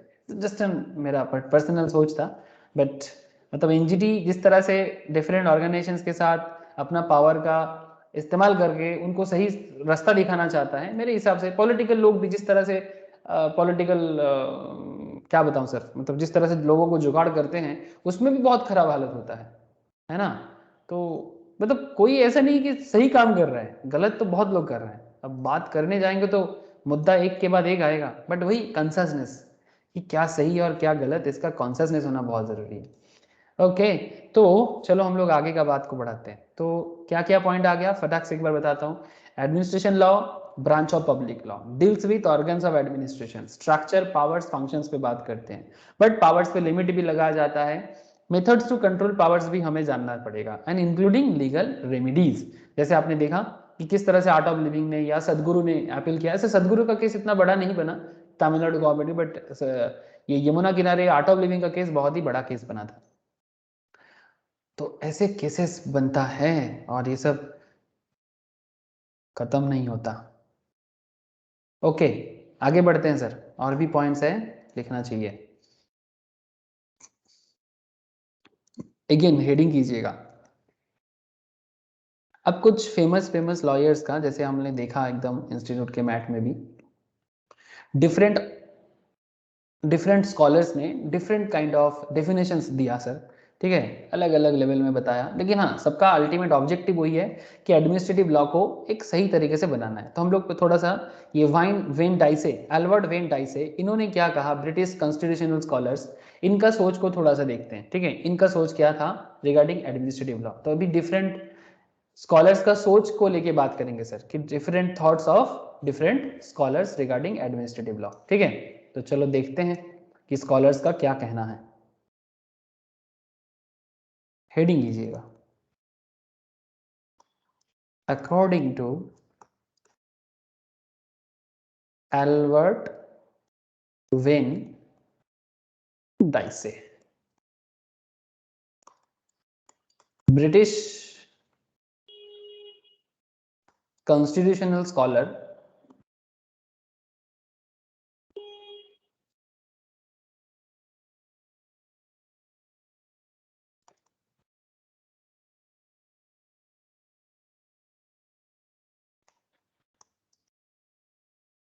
ठीक है। इन्होंने क्या बताया एडमिनिस्ट्रेटिव लॉ के बारे में, चलो देख लेते हैं फटाफट। एडमिनिस्ट्रेटिव लॉ लिखिएगा सर, हाँ। क्या है administrative law? Portion of legal system of a country, portion of legal system of a country, okay. आगे लिखिएगा, डिटरमाइन क्या किया इन्होंने,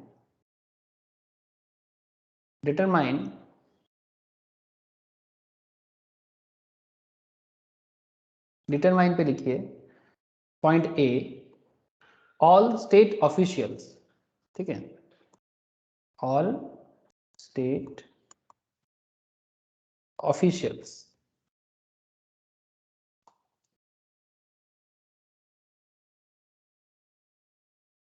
पॉइंट 1 लीगल स्टेटस, समझा था सर, पहले लिखिए legal status, and point 2 liabilities,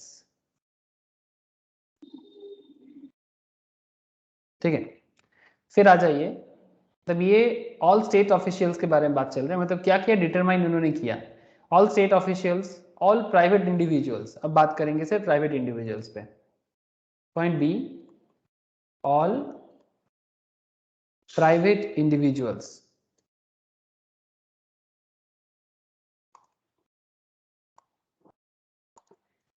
जिनके पास भी कुछ राइट है। जैसे आपने देखा ना, रविशंकर का केस आपको दिखाया, श्री श्री रविशंकर जी का, सदगुरु का, ठीक है। ऐसे और भी केसेस है, ठीक है। रविंद्र सरोवर का, छठ पूजा का बात बात बोला था आपको, ठीक है। ऐसे डिफरेंट केसेस है। राइट्स एंड लायबिलिटीज, राइट इनके पास भी है, इंडिविजुअल्स के पास भी है, लेकिन इनका भी कुछ लायबिलिटी है। मतलब एक मेल जुल करके एक हार्मोनी बना के चलना है। अच्छा, ये राइट एंड लायबिलिटीज के केस में लिख दीजिएगा इंडिविजुअल्स का, in their dealings with public officials, in their dealings with public officials, ठीक है। तो ये हो गया ऑल प्राइवेट इंडिविजुअल्स के बारे में बात। फिर ये डाइसे के बारे में बात है, डाइसे जो जो पॉइंट में बात उठाया उसको बात कर रहे हैं हम लोग, ठीक है। थर्ड पॉइंट में डाइसे बता रहे हैं सर, स्पेसिफिक दी प्रोसीडियर, प्रोसीडियर जो भी होगा उसको स्पेसिफाई करने के बारे में डाइसे ने बताया, स्पेसिफिक दी प्रोसीडियर। स्पेसिफिक दी प्रोसीडियर में डाइसे ने थोड़ा सा और क्लैरिटी दिया, मतलब ये जो राइट्स एंड लाइबिलिटीज हो रहा है ना, इसको एनफोर्स भी तो करना है। तो प्रोसीडियर्स में बता रहे हैं by which those rights and liabilities are enforced. तो क्या मतलब निकला सर, ध्यान से देखिएगा थोड़ा, क्या मतलब निकला। हम लोगों ने बताया कि ये जो अपना एल्बर्ट वेन डाइसे हैं, इन्होंने ब्रिटिश कॉन्स्टिट्यूशनल स्कॉलर्स ने एडमिनिस्ट्रेटिव लॉ के बारे में क्या बोला कि it's a portion of legal system of a country. इन्होंने क्या डिटरमाइन किया कि इसमें तीन पैटर्न के बारे में इन्होंने बात किया, all state officials, all private individuals and specific the procedures. मतलब ऑफिशियल्स के पास भी कुछ पावर है, जैसे कि लीगल स्टेटस एंड लाइबिलिटीज, ठीक है, कुछ लीगल स्टेटस इन्हें भी मेंटेन करना होता है, कुछ लाइबिलिटीज भी इन्हें मेंटेन करना होता है, जो स्टेट ऑफिशियल्स के पास होगा, ठीक है, मतलब जो एडमिनिस्ट्रेटिव एरिया में बेसिकली काम करते हैं। ऑल प्राइवेट इंडिविजुअल्स जिनको मैनेज करने के लिए लॉ बनाया गया, इनका भी अपना कुछ राइट है, इनका भी अपना कुछ लिमिटेशन लाइबिलिटीज है, ठीक है, in their dealings with public officials and specific the procedure. अब इस प्रोसीडियर को स्पेसिफाई करना जरूरी है कि कौन कैसे किस तरह से अपना राइट्स एंड लायबिलिटीज को एनफोर्स कर पाएगा, ठीक है। तो ये बेसिकली किसका बात कर रहा हूं मैं, ये वेन डाइसे का बात कर रहा हूं। डाइसे ने लीगल स्ट्रक्चर को, एडमिनिस्ट्रेटिव स्ट्रक्चर को चलाने के लिए कुछ प्रपोजल्स हमारे सामने रखा। समझ में आ रहा है सर? लेकिन जो बात डाइसे ने किया ये कंप्लीट नहीं हो पाया सर। ये जो डाइसे ने जो बात किया ना, डाइसे का जो कॉन्सेप्ट है ये कंप्लीट कॉन्सेप्ट नहीं बन पाया, ठीक है, कुछ मिसिंग है डाइसे के कॉन्सेप्ट में। तो जिसको भरपाई करने का कोशिश किया आइवर जेनिंग्स ने, ठीक है सर, कोशिश चलता रहता है ना, समय के साथ साथ, टाइम के साथ साथ कोशिश चलता रहता है, डिफरेंट थ्योरीज बनता है उसको और बेहतर बनाने के लिए, ठीक जैसे हम लोगों ने देख रहे थे सर, आजकल देखते हैं ना मोबाइल में, कंप्यूटर में अपग्रेडेशन होता है ना, कि पहले जो वर्जन था अभी और भी अपग्रेडेड वर्जन आ रहा है। तो इसी तरह के एडमिनिस्ट्रेटिव लॉ में भी डिफरेंट वर्जन अपग्रेड हो रहा है समय के साथ साथ। ये चीज not just in case of administrative law, ये हम लोग तो हर केस में देखते हैं, ठीक है, फाइनेंस में भी जब हम लोग पढ़ते हैं, टैक्स में जब पढ़ते हैं, ठीक है, डिफरेंट थ्योरीज बनता है, ठीक है, स्पेशली इन फाइनेंस में देखा जाता है कि समय के साथ साथ अकाउंट्स में देखा जाता है कि उसको और डेवलप करने के लिए डिफरेंट कॉन्सेप्ट को मतलब अपडेट किया जाता है। तो जो बात डाइसे ने नहीं कर पाया उसको आइवर जेनिंग्स ने थोड़ा सा और डेवलप करने की कोशिश किया, ठीक है। तो एक एक करके आगे बात को बढ़ाते हैं सर, कि क्या मिसिंग था, ये डाइसे के कॉन्सेप्ट में क्या मिसिंग था, ये जानना जरूरी है।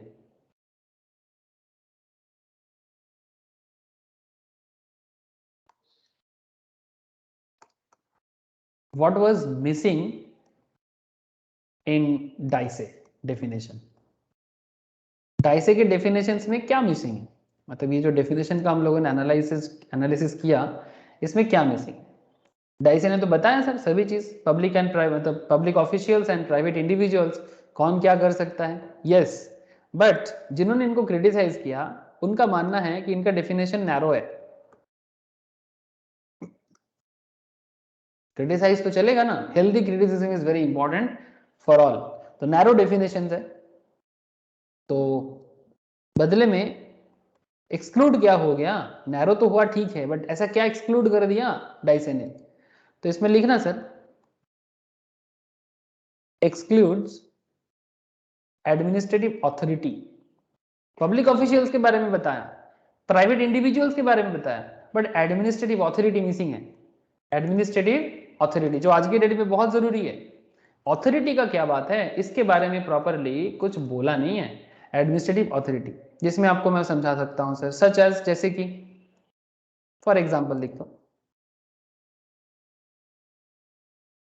पब्लिक अथॉरिटीज,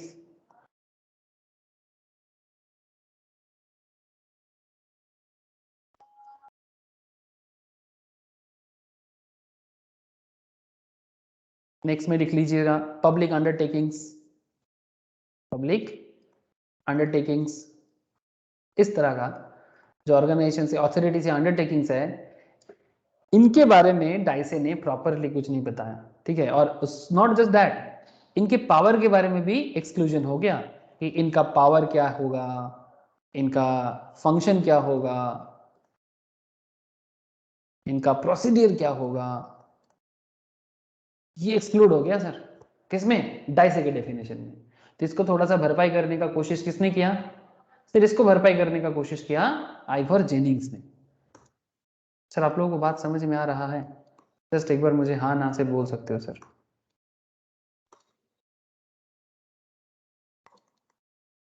बोलो सर, क्लियर हो रहा है ना बात?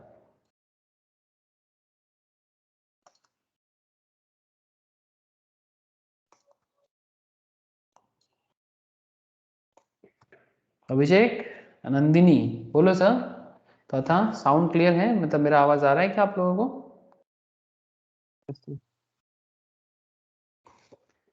तो Ivor Jennings, okay, Ivor Jennings जिन्होंने एडमिनिस्ट्रेटिव लॉ को क्या बताया, थोड़ा वो भी देख लीजिए सर। ये भी सिंपल एक बात तो करना ही पड़ेगा, लॉ रिलेटिंग टू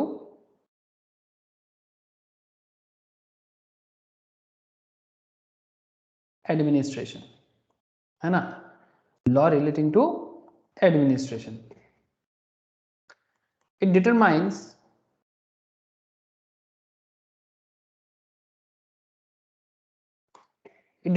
मतलब ये जो लॉ जो है ये क्या डिटरमाइन करते हैं एज पर आइवोरी जेनिंग्स, वो देख लेते हैं.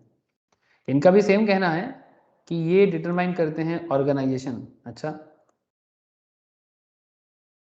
ये डिटरमाइन करते हैं पावर, और ये डिटरमाइन करते हैं ड्यूटीज. ठीक है sir. Organisations, power and duties. तो organisations, power and duties of क्या, of administrative authorities, of administrative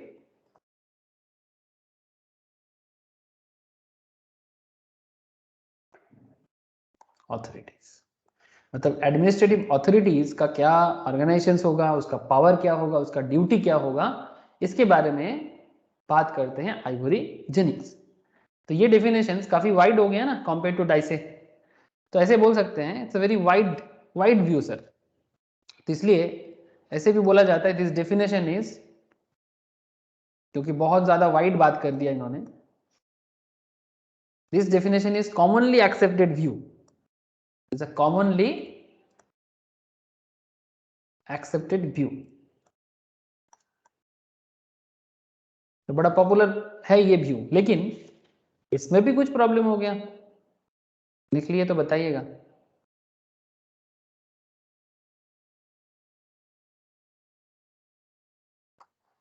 लिख लिए ना.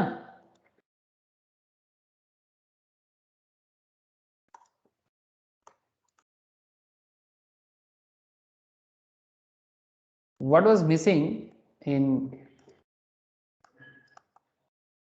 Jennings definition? अब सवाल ये उठता है कि जेनिंग्स पे डेफिनेशन में क्या मिसिंग है. जेनिंग्स के डेफिनेशन में क्या मिसिंग है? डज नॉट डिस्टिंग्विश बिटवीन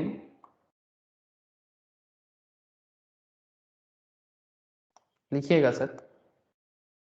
इन्होंने बोला तो वाइड व्यू तो दिया, बट इनका भी कुछ प्रॉब्लम रह गया. ठीक है, क्या प्रॉब्लम रह गया?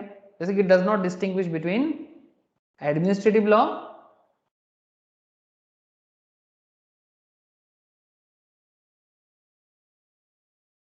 एंड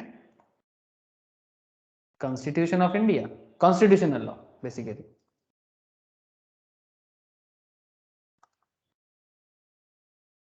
इसके बीच में डिफरेंस के बारे में इन्होंने क्लियर कट कुछ नहीं बताया. ये एक प्रॉब्लम रह गया. दूसरा क्या प्रॉब्लम रह गया? वेरी वाइड डेफिनेशन, बहुत चौड़ा बात किया, ऑथोरिटी को बहुत ही क्लियर कट बताया. वेरी वाइड डेफिनेशन, स्टील इतना वाइड होने के बावजूद भी steel does not include substantive aspect, substantive aspects of power. मतलब पावर को कैसे यूज करना है उसके बारे में प्रॉपरली कुछ नहीं बताया. Substantive aspects of power of administrative authorities, administrative authorities. Clear cut नहीं हुआ सर बात. मतलब सब एक एक करके अपग्रेडेशन कर रहा है कि अच्छा ये ऐसा करेगा, वो ऐसा करेगा, लेकिन कहीं ना कुछ बाकी रह जा रहा है सर, कुछ ना कुछ बाकी रह जा रहा है. तो ये जेनिंग्स का मिसिंग एरिया था. ठीक है सर, ये जो मैंने अभी आपको लिखाया ये क्या था? ये जेनिंग्स का मिसिंग एरिया था. अच्छा, अब बात करते हैं कि जेनिंग्स का जो मिसिंग है इसको भरपाई करने के लिए कौन सामने आया. चलो वो भी थोड़ा देख लेते हैं. जेनिंग्स का जो भी मिसिंग था इसको भरपाई करने के लिए सामने आ गया सर, अकॉर्डिंग टू, लिखो सर, वेड एंड फिलिप्स.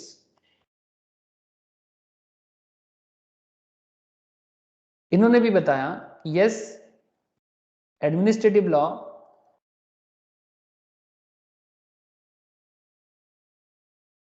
क्या है? ये ब्रांच ऑफ पब्लिक लॉ.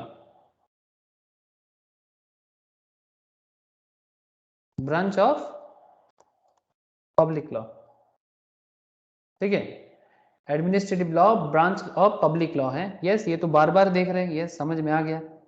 लेकिन ये concern with what, concern with, इसको और क्लैरिफिकेशन किया, अपग्रेडेशन हो रहा है, जितना अपग्रेडेशन उतना ज्यादा क्लैरिटी, है ना। जैसे स्टार्टिंग वाला जो एंड्रॉइड होता था उसमें क्या सिचुएशन होता था और आज का एंड्रॉइड में क्या होता है, पहले का फीचर्स अभी के फीचर्स में कितना फर्क होता है, ठीक है। बस वही जानना है कि यहाँ पर वो क्या कर रहा है और अपग्रेडेशन कर रहा है। तो अपग्रेडेशन में वो क्या बता रहा है यहाँ पर, वो कॉम्पोजिशन, मतलब जो भी एडमिनिस्ट्रेटिव लॉ बनेगा उसका कॉम्पोजिशन क्या होगा, उसका पावर क्या होगा। पावर के बारे में पहले भी बोला गया। अच्छा, ड्यूटीज क्या होगा, पावर तो ठीक है पर ड्यूटीज इज ऑल्सो इंपॉर्टेंट। अच्छा, उसके बाद बता रहे हैं सर राइट्स क्या होगा, और फिर ये भी बता रहा है सर लायबिलिटीज क्या होगा। तो आई होप कि आपने ये भी फिर से देखा कि थोड़ा और क्लैरिटी हो गया। इसका वेड एंड फिलिप्स के केस में कॉम्पोजिशन क्या होगा, पावर क्या होगा, ड्यूटीज क्या होगा, राइट्स क्या होगा, लाइबिलिटीज क्या होगा, किसका, ऑफ वेरियस गवर्नमेंट ऑर्गन्स, ठीक है, लिखना sir, of various organs of government, ठीक है। गवर्नमेंट का जो डिफरेंट ऑर्गन्स है वो किस तरह से कॉम्पोजिशन किया जाएगा, उसको पावर कैसे दिया जाएगा, उसका ड्यूटी क्या होगा, उसका राइट क्या होगा, उसका लाइबिलिटी क्या होगा, जो एडमिनिस्ट्रेटिव लॉ क्लैरिटी से बताएगा आपको या हमें या सबको। ये भी लिखिए, कौन सा गवर्नमेंट, वो भी लिख दीजिए, which are engaged in administration,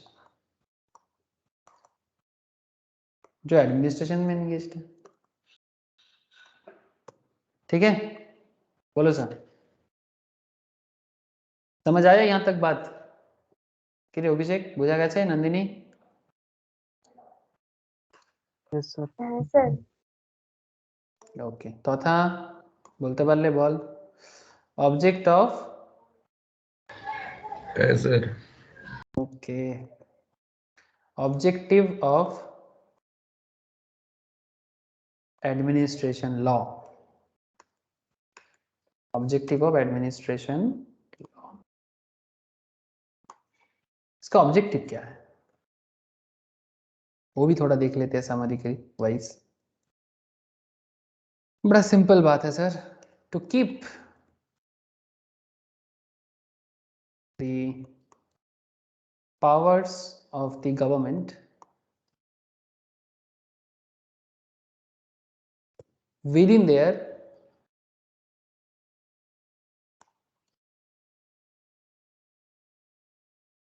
legal bounds, within their legal bounds, so as to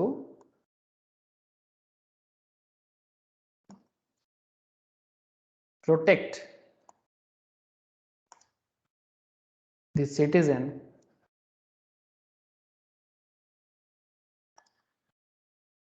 against abuse, है ना। सिटीजन को कोई लूटे ना, तो keep the powers of the government within their legal bound so as to protect the citizen against abuse. चाहे citizen को कोई लूट ना, है ना, तभी तो गवर्नमेंट का एडमिनिस्ट्रेशन प्रॉपर काम करेगा, है ना। जैसे हम लोग इसका उल्टा ही देखते हैं, हम लोग यही तो देखते हैं ना सर, ऑफिशियल्स क्या करते हैं, कैसे लूटते हैं। बट आपको बता दो कि करेंट गवर्नमेंट का एक रिपोर्ट आया सर, इस बार मैं कल ही देख रहा था, ये अपना एक इंडिपेंडेंट अथॉरिटी ने एक न्यूज़ निकाला। अभी तक का भारत में लास्ट 30-40 ईयर्स में जो गवर्नमेंट का अथॉरिटी चला है, सेंट्रल का बात कर रहा हूँ सर, सेंट्रल गवर्नमेंट का, उसमें डेवलपमेंट काम कितना हुआ है इसको लेके क्वेश्चन मार्क जरूर हो सकता है, बट करप्शन वाइज अभी का गवर्नमेंट सबसे बेस्ट परफॉर्म किया है। आपको बात समझ में आ रहा है? मतलब सबसे कम से कम करप्शन करेंट गवर्नमेंट का जो रूलिंग चल रहा है, चाहे आप क्रेडिट देना चाहो या ना चाहो, ठीक है। मतलब ये रिपोर्ट एक आया है सर, मैं जस्ट कल ही देख रहा था कि ऐसे रिपोर्ट में ये भी बोल रहे हैं कि डेवलपमेंट के ऊपर सवाल उठेगा कि कितना डेवलपमेंटल काम हुआ है, नहीं हुआ है, सच में कुछ प्रोग्रेस हुआ है कि नहीं हुआ है, that's a question of discussion. But अगर बात आती है कि करप्शन की, तो उसमें अभी तक ये गवर्नमेंट सबसे अच्छा मतलब परफॉर्मेंस किया है, मतलब ओवरऑल, मतलब लास्ट 30 ईयर्स में जितना गवर्नमेंट फॉर्म हुआ है उसके हिसाब से तो करप्शन कम हुआ है। इसका मतलब क्या है, एडमिनिस्ट्रेटिव पावर पहले से बेहतर हुआ है, ये समझ में आ रहा है। मतलब एज पर द रिपोर्ट कुछ कुछ स्टेट में तो सर बड़ा बैम्बू करके रखा है, मतलब ये करप्शन आप कर नहीं सकते।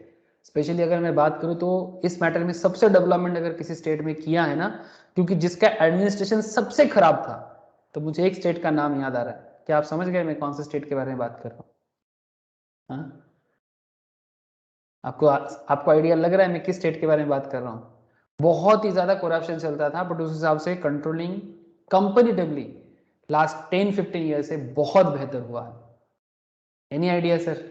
आप लोगों का भी सोच किधर जा रहा है मैं भी देखना चाहता हूँ थोड़ा सा, तो क्या मैच करेगा? किस स्टेट के बारे में बात कर रहा हूँ जहाँ का सिस्टम बहुत ज़्यादा फेलियर था, बट उसके हिसाब से पहले से काफ़ी बेहतर, मतलब सोशल सिस्टम, पॉलिटिकल सिस्टम बहुत ही खतरनाक था, उस हिसाब से बहुत बेहतर हुआ है। ट्राई कर सकते हो सर। मैं किस स्टेट के बारे में बात करता हूँ? हाँ, यूपी। Thank you sir. हाँ, एग्जैक्टली मैं भी वही सोच रहा था। उत्तर प्रदेश गवर्नमेंट, मतलब ऐसा भयंकर हालत था ना उसका। और उत्तर प्रदेश भारत का सबसे बड़ा स्टेट है, मतलब पॉपुलेशन वाइज सबसे बड़ा स्टेट है सर। एरिया वाइज भी सेकंड थर्ड लार्जेस्ट में आते हैं, थर्ड, ठीक है। सबसे बड़ा है Rajasthan, second is Maharashtra and third is UP. Size wise population में यूपी नंबर 1 है। 22 करोड़ की पॉपुलेशन है सर, 22 से 24 करोड़ की जनसंख्या, मतलब किसी देश से कम नहीं, मतलब यूके का पॉपुलेशन के से भी ज्यादा है सर। और ऐसे एक स्टेट को कंट्रोल में लाना, कल एक न्यूज आ रहा था सर, वो एक जगह था, न्यूज मतलब एक सच का न्यूज था, रिपोर्टर ने उसको पकड़ा और वो लोग बेसिकली इलीगल धंधा करता था, जैसे पुराने कारों का, चोरी का चीज़ों का, ठीक है, चोर बाजार जैसे होता है ना, चोरी का चीज़ों का, जैसे अपने कलकत्ता में भी है, हम लोगों को पता है सर, ठीक है, आप भी जानते हो। तो यूपी का एक बहुत बड़ा एरिया था, वो चोर बाजार क्या है उससे भी बहुत बड़ा, जो नेशनल लेवल में चलता था। ये टायर, ट्यूब्स, पुराने गाड़ी सब चोरी करके ला के वहाँ पर बेचा जाता था। उस पूरा चोर बाजार को खत्म कर दिया। आप समझ रहे हो सर? तो चोर बाजार में जितना लोग था, वो लोग अभी क्या डीलिंग कर रहे हैं, जो लोग कार का गैरेज चलाता था इस तरह का, मतलब ताकि पुराने पार्ट्स, मतलब चोरी का चीजें वहां पर धंधा चलता था, करोड़ों का बिजनेस करता था वो लोग। अभी वो लोग कोई कर रहा है सर, कोई चिकन का दुकान खोला है, किसी ने फिश का दुकान खोला है, किसी ने बेडिंग मटेरियल्स, मतलब घर में जो बिस्तर वगैरह जो हम लोग यूज करते हैं ना, इसका दुकान खोला है, कोई कपड़ा दुकान खोला है उसी एरिया में, ठीक है। मतलब इलीगल जो कर रहा था ना चोरी का चीजों का, बंद कर दिया। अब चोरी का मार्केट खत्म तो चोर भी खत्म ना। क्या बात कुछ समझे? चोर चोर चोरी तभी करता है ना अगर उसको मार्केट मिलता है। तो मार्केट में बड़े लोग बैठे हुए हैं, है ना और उनका सेटिंग एडमिनिस्ट्रेटिव लेवल तक है, एडमिनिस्ट्रेशन को पता होता है कि भाई कहाँ चोरी का मार्केट है, तभी तो वो सेटिंग करके इतना मतलब कॉलर चढ़ा के बिजनेस करता है। तो इफ एडमिनिस्ट्रेशन नो कहां पर है चोर बाजार, चोर बाजार को ही क्यों ना खत्म कर दिया जाए। और चोर बाजार तो गवर्नमेंट नहीं ऐलान करता ना, चोर बाजार तो गवर्नमेंट का अथॉरिटी चलाते हैं। मतलब कहने का मतलब है, अगर कहीं पर चोर बाजार है, करप्शन मार्केट है, तो एडमिनिस्ट्रेशन नोज एवरीथिंग। एडमिनिस्ट्रेशन अगर उनके साथ टाई अप नहीं करता है, करप्शन को बढ़ावा नहीं देता है, तो वो कैसे चोर बाजार चला सकते हैं? पुलिस का डर तो होना चाहिए, आईएएस आईपीएस का डर तो होना चाहिए ना। तो अगर वो लोग आके बोले कि भाई नहीं कर सकते आप, तो किस बात से चोर मार्केट? अगर चोर मार्केट खत्म तो चोर भी खत्म। ये जो दिन, मतलब दिन दोपहर को जो चोरी होता है लोगों का चीजें, ठीक है, किसी का गाड़ी गायब, किसी का स्कूटर गायब, किसी का कार गायब, ये जो भी होता है, जो भी खराब बात है ना सर, किसी भी सोसाइटी में ये शोभा नहीं देता। तो इसको खत्म करने के लिए एक सिंपल स्टेप्स लेना था, भाई चोर बाजार को खत्म करो, कर दिया चोर बाजार को खत्म। और क्या चाहिए? इलीगल धंधा खत्म तो इलीगल पैसा खत्म, और इलीगल पैसा खत्म तो ऑटोमेटिकली सोसाइटी सुधर करेगा। सोसाइटी को सुधरने में मतलब वो मतलब मुमकिन हो जाएगा, वो सुधरेगा ही सुधरेगा। शायद वो आंखों देखी नहीं होगा, शायद वो आम नजर में नहीं आएगा, शायद बड़ा बिल्डिंग नहीं दिखेगा, बट सोसाइटी नीचे से ठीक हो जाएगा सर, मतलब from the very base society ठीक हो जाएगा। यही तो है एडमिनिस्ट्रेशन की काम। क्या ये नहीं है एडमिनिस्ट्रेशन का काम? क्या बोलते हो? मतलब मैं पर्सनली योगी जी को ना इस मैटर पे बहुत ज्यादा, मतलब मेरे को लगता है कि ऐसा लोग चाहिए सर सोसाइटी में। मतलब मुझे नहीं पता आप लोग पसंद कितना करते हो नहीं करते हो, दैट्स अ डिफरेंट इशू। कोई बोलेगा डिफरेंट डिफरेंट इशू उठा सकते हो आप, लेकिन अगर एक देश को साफ सुथरा रखना है, एडमिनिस्ट्रेशन वाइज अगर क्लियर कट रखना है ना, करप्शन फ्री रखना है, तो करेंटली मुझे योगी जी का स्टेप्स बड़ा बढ़िया लग रहा है सर। मतलब ऐसा ही होना चाहिए, इसको बोलते हैं दबंग टाइप। मतलब ये मेरा पर्सनल ओपिनियन है, ऑब्वियसली आपका अपना डिफरेंट ओपिनियन हो सकता है, बट मैं पर्सनली बिलीव करता हूँ ऐसे दबंग टाइप एडमिनिस्ट्रेशन चलाना चाहिए, ताकि सिटीजन अगेंस्ट अब्यूज बच जाए। अब इसका डिफरेंट ओपिनियंस भी आएगा, लेकिन ओवरऑल बात कर रहा हूँ मैं सर एक, ठीक है? बात समझ में आ रहा है सर? बोलो। मतलब यहाँ पर कोई पार्टी का बात नहीं कर रहा है सर, एडमिनिस्ट्रेशन रन कराने का बात कर रहा है, चाहे वो कोई भी करे, सीपीएम करे, कांग्रेस करे, बीजेपी करे, कोई भी करे। एक ऐसा सीएम जो एडमिनिस्ट्रेशन को प्रॉपरली रन करा सके, है ना? ऐसा जरूरी है, बिकॉज सीएम के पास भी पावर होता है, वो एडमिनिस्ट्रेशन को कैसे चलाएगा? एडमिनिस्ट्रेशन को पब्लिक के साथ, पब्लिक को लूटने देगा कि एडमिनिस्ट्रेशन को पब्लिक को कंट्रोल करने देगा कि पब्लिक का हर काम पूरा कर पाए? ऐसा कॉन्सेप्ट बिल्ड करेगा। सीएम के पास, पीएम के पास ये पावर होता है, सेंट्रल लेवल में पीएम और स्टेट लेवल में CM, you all know this, है ना? अब ये सीएम के ऊपर ही डिपेंड करता है कि एडमिनिस्ट्रेशन कैसे काम करे, आईपीएस कैसे काम करे, आईएएस कैसे काम करे, आईआरएस कैसे काम करे, आईएफएस कैसे काम करे, है ना? हम लोग जो सोसाइटी में करप्शन देखते हैं, छोटा मोटा लोग जो करप्शन करके बैठे रहते हैं, हम लोग सोचते हैं वो खराब है। अरे भाई नहीं, वो तो सिस्टम का दास है, सिस्टम का दास समझते हो? सिस्टम करप्टेड है तो उसको भी करप्शन होना करना पड़ता है, बिकॉज ईमानदारी में वो चल नहीं पाएगा वहां पर।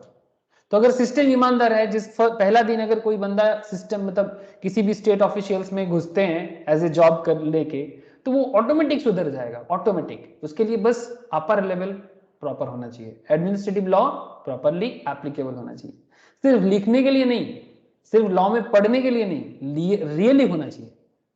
तो ये ऑब्जेक्टिव है, आप समझ रहे हैं ना सर कि क्यों मैंने थोड़ा सा इसमें बोल दिया आपको?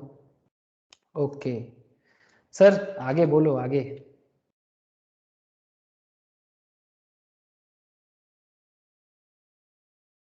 Four aspects of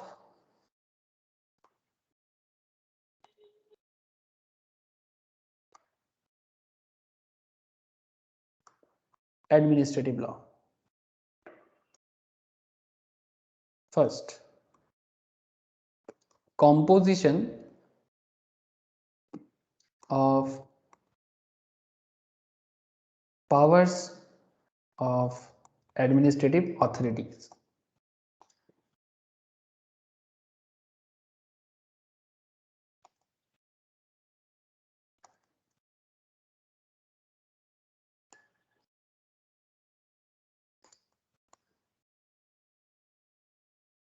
Point 2, limits of all the powers of such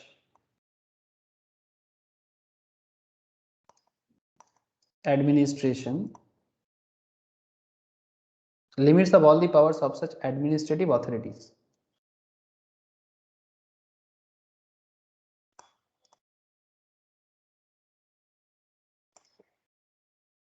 Point 3,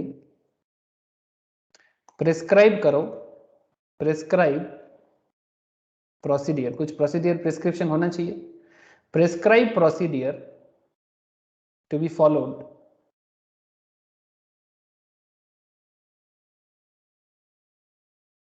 by such administrative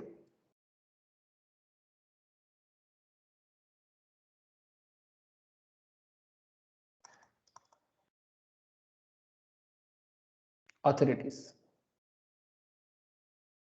जैसे आप लोगों ने सुना था ना सर, उड़ता पंजाब। अरे आप लोग उड़ता पंजाब सुने कि नहीं सुने? Yes sir. तो ये उड़ता पंजाब में जो पंजाब का यूथ जिस तरह का ड्रग्स का मतलब नशा चढ़ा था पंजाब में, अभी भी है थोड़ा बहुत, बट पहले से कंट्रोल बढ़ा है सर। तो पंजाब ऐसे उड़ गया। हाँ, पंजाब में कहाँ से ड्रग्स आता है क्या एडमिनिस्ट्रेशन को पता नहीं है? बिना एडमिनिस्ट्रेशन का ड्रग्स कैसे आ सकता है अंदर? हाँ, चाहे कोई भी बॉर्डर क्रॉस करके आए, पाकिस्तान बॉर्डर क्रॉस करके आ जाए, कश्मीर की बॉर्डर क्रॉस करके आ जाए, कहीं से भी ड्रग्स उसके अंदर आए, कहाँ से आ रहा है? नेपाल से आए, पाकिस्तान से आए, कश्मीर से आए, कहीं पर भी। क्या नहीं पता पंजाब पुलिस को कि ड्रग्स का धंधा कौन करता है, कौन है वहाँ का क्रिमिनल? हाँ, ये किसके थ्रू से ये चलता है, कौन पुलिस के साथ सेटिंग करके रखा है? They know everything, they know everything. तो फिर अगर पंजाब गवर्नमेंट को पता है, पुलिस को पता है, एडमिनिस्ट्रेशन को पता है, तो वो ड्रग्स हेरोइन आता ही नहीं है पंजाब में। और अगर ड्रग्स हेरोइन पहुंचता नहीं है तो फिर पंजाब का जो यूथ है उसको नशा कैसे चढ़ेगा? को समझ में आ रहा है सर? तो उड़ता पंजाब ऐसे ही उड़ता पंजाब नहीं बन जाता। एडमिनिस्ट्रेशन अगर प्रॉपरली चले ना, अब उसको उड़ता पंजाब कभी नहीं बना सकते। हाँ, ऐसे उड़ता पंजाब तो छोड़ो, अभी तो उड़ता बांग्ला चल रहा है। हाँ, बंगाल भी नशा में जा रहा है सर, और दारू पीने में तो नंबर 1 हो गया अभी भारत में। अल्कोहल कंजम्पशन में इंडिया में नंबर 1 वेस्ट बंगाल है, पता है आप लोगों को? चलो वो तो लीगल है, ठीक है, लेकिन ये भी अल्कोहल के साथ साथ बाकी नशा भी चालू कर दिया है बंगाल का youth. And you all know local level में क्या हालत है, मेरे को भी पता है सर। ठीक है, मतलब ऐसे बढ़ता जाए तो ये भी पंजाब से कुछ पीछे नहीं रहेगा अगर कंट्रोल अभी से एडमिनिस्ट्रेशन लेवल में नहीं लिया जाए तो। क्योंकि ये देखो, दारू लीगल है, मतलब अल्कोहल लीगल है, इसका मतलब ये नहीं कि कुछ भी करे, है ना, उसमें भी थोड़ा कंट्रोल होना चाहिए। न्यूजीलैंड जैसे कंट्री क्या किया जानते हो सर? सर सिगरेट बैन कर दिया, वो भी लाइफ टाइम। वहां पर जितना सिगरेट की फैक्ट्री थी सब closed for the life time. 2008 के बाद जन्म लेने वाला कोई भी बच्चा न्यूजीलैंड में सिगरेट खरीद नहीं सकता, और जितना सिगरेट अभी अवेलेबल है, मतलब आगे सिगरेट का जितना सारा फैक्ट्री है क्लोज। और जिसका उम्र 2008 के बाद में जो भी जन्म लिया है, वो जिंदगी में कभी सिगरेट क्या चीजें देखेगा नहीं। हाँ, সিকিমে টোব্যাকো ব্যান আছে স্যার, তামাকু যে কোনো প্রোডাক্ট। কি বললি, কথাটা একবার ক্লিয়ার হলো না। যে কোনো টোব্যাকো প্রোডাক্ট ব্যান আছে, গুটখা, খাইনি, সিগারেট সব ব্যান। কোথায়? নিউজিল্যান্ডে তো? না স্যার, সিকিমের কথা বলছি। सिक्किम, हाँ सिक्किम में बैन है। State in India. Yes sir, समझ रहे हो? तो इस तरह का स्टेप्स अगर गवर्नमेंट लेता है तो वो अच्छे हैं गवर्नमेंट के लिए। अब देखो, इस सब में थोड़ा सा बात इसलिए उठा रहा हूँ ताकि आप एडमिनिस्ट्रेटिव का काम क्या है वो समझ पाओ, ठीक है, और ये लॉ क्यों पढ़ना है ये समझ पाओ, मतलब इस लॉ का एक्चुअल ऑब्जेक्टिव क्या है। अब रियल में लॉ का मिसयूज लोग करते हैं वो अलग बात, that's a misuse of law, but law क्यों बनाया गया है, लॉ के पीछे का रीजन क्या है, अगर आपको ये समझ में आ जाए ना तो फिर आप लॉ पढ़ोगे, आप लॉ खुद पढ़ोगे। मुझे बार बार पढ़ाने का भी जरूरत नहीं है, किसी का भी हेल्प का जरूरत नहीं है, आपको खुद का नशा चढ़ जाएगा। ड्रग्स का नशा लोग चढ़ाते हैं, आप लॉ का नशा चढ़ा लोगे। भाई ये लॉ क्यों बनाया गया था? बस नशा चढ़ाओ। हाँ, नशे नशे में चढ़ गए, गाना है ऐसे ही, नशा चढ़ा लोगे। क्यों बनाया गया, क्यों का पता करते करते आपको हर चीज का पता लग जाएगा। तो prescribe procedure to be followed by such administrative authorities through judicial. जैसे बिहार ने तो अल्कोहल को बैन किया, अल्कोहल बैन किया, लेकिन बिहार में अल्कोहल बिकना बंद नहीं हुआ। ये क्या है सर? लोगों को दिखाने के लिए वो हो गया ना, हाथी का दांत दिखाने के और खाने के और। तो मतलब ऐसा क्या कर रहे हैं, मतलब बैन करोगे तो पूरा बैन करो ना, बॉर्डर के थ्रू से कैसे वो इलीगली जाता है। जैसे बंगाल में बोला था कुछ दिन पहले गुटखा बैन किया था, बट मुझे तो बैन नहीं दिख रहा है अभी भी। ममता दीदी ने बताया था 1 साल के लिए गुटखा बैन रहेगा, और दुर्गा पूजा में तो सारा का सारा स्पॉन्सरशिप गुटखा कंपनीज का ही होते हैं। हाँ, आप भी देखे होंगे। मुझे तो समझ नहीं आता कि इसे समझ आता है कि ये लोगों को इतना जल्दी बैन क्यों नहीं कर पाता गवर्नमेंट, क्योंकि गवर्नमेंट का जो सोर्स ऑफ रेवेन्यू है ये इन्हीं से सबसे ज़्यादा आता है, और गवर्नमेंट अपना रेवेन्यू का सोर्स को ना कम नहीं कर पाता है, बिकॉज गवर्नमेंट का भी बहुत सारा लाइबिलिटीज़ होते हैं पूरा करना होता है, तो उनके लिए भी उनको पैसा चाहिए होता है।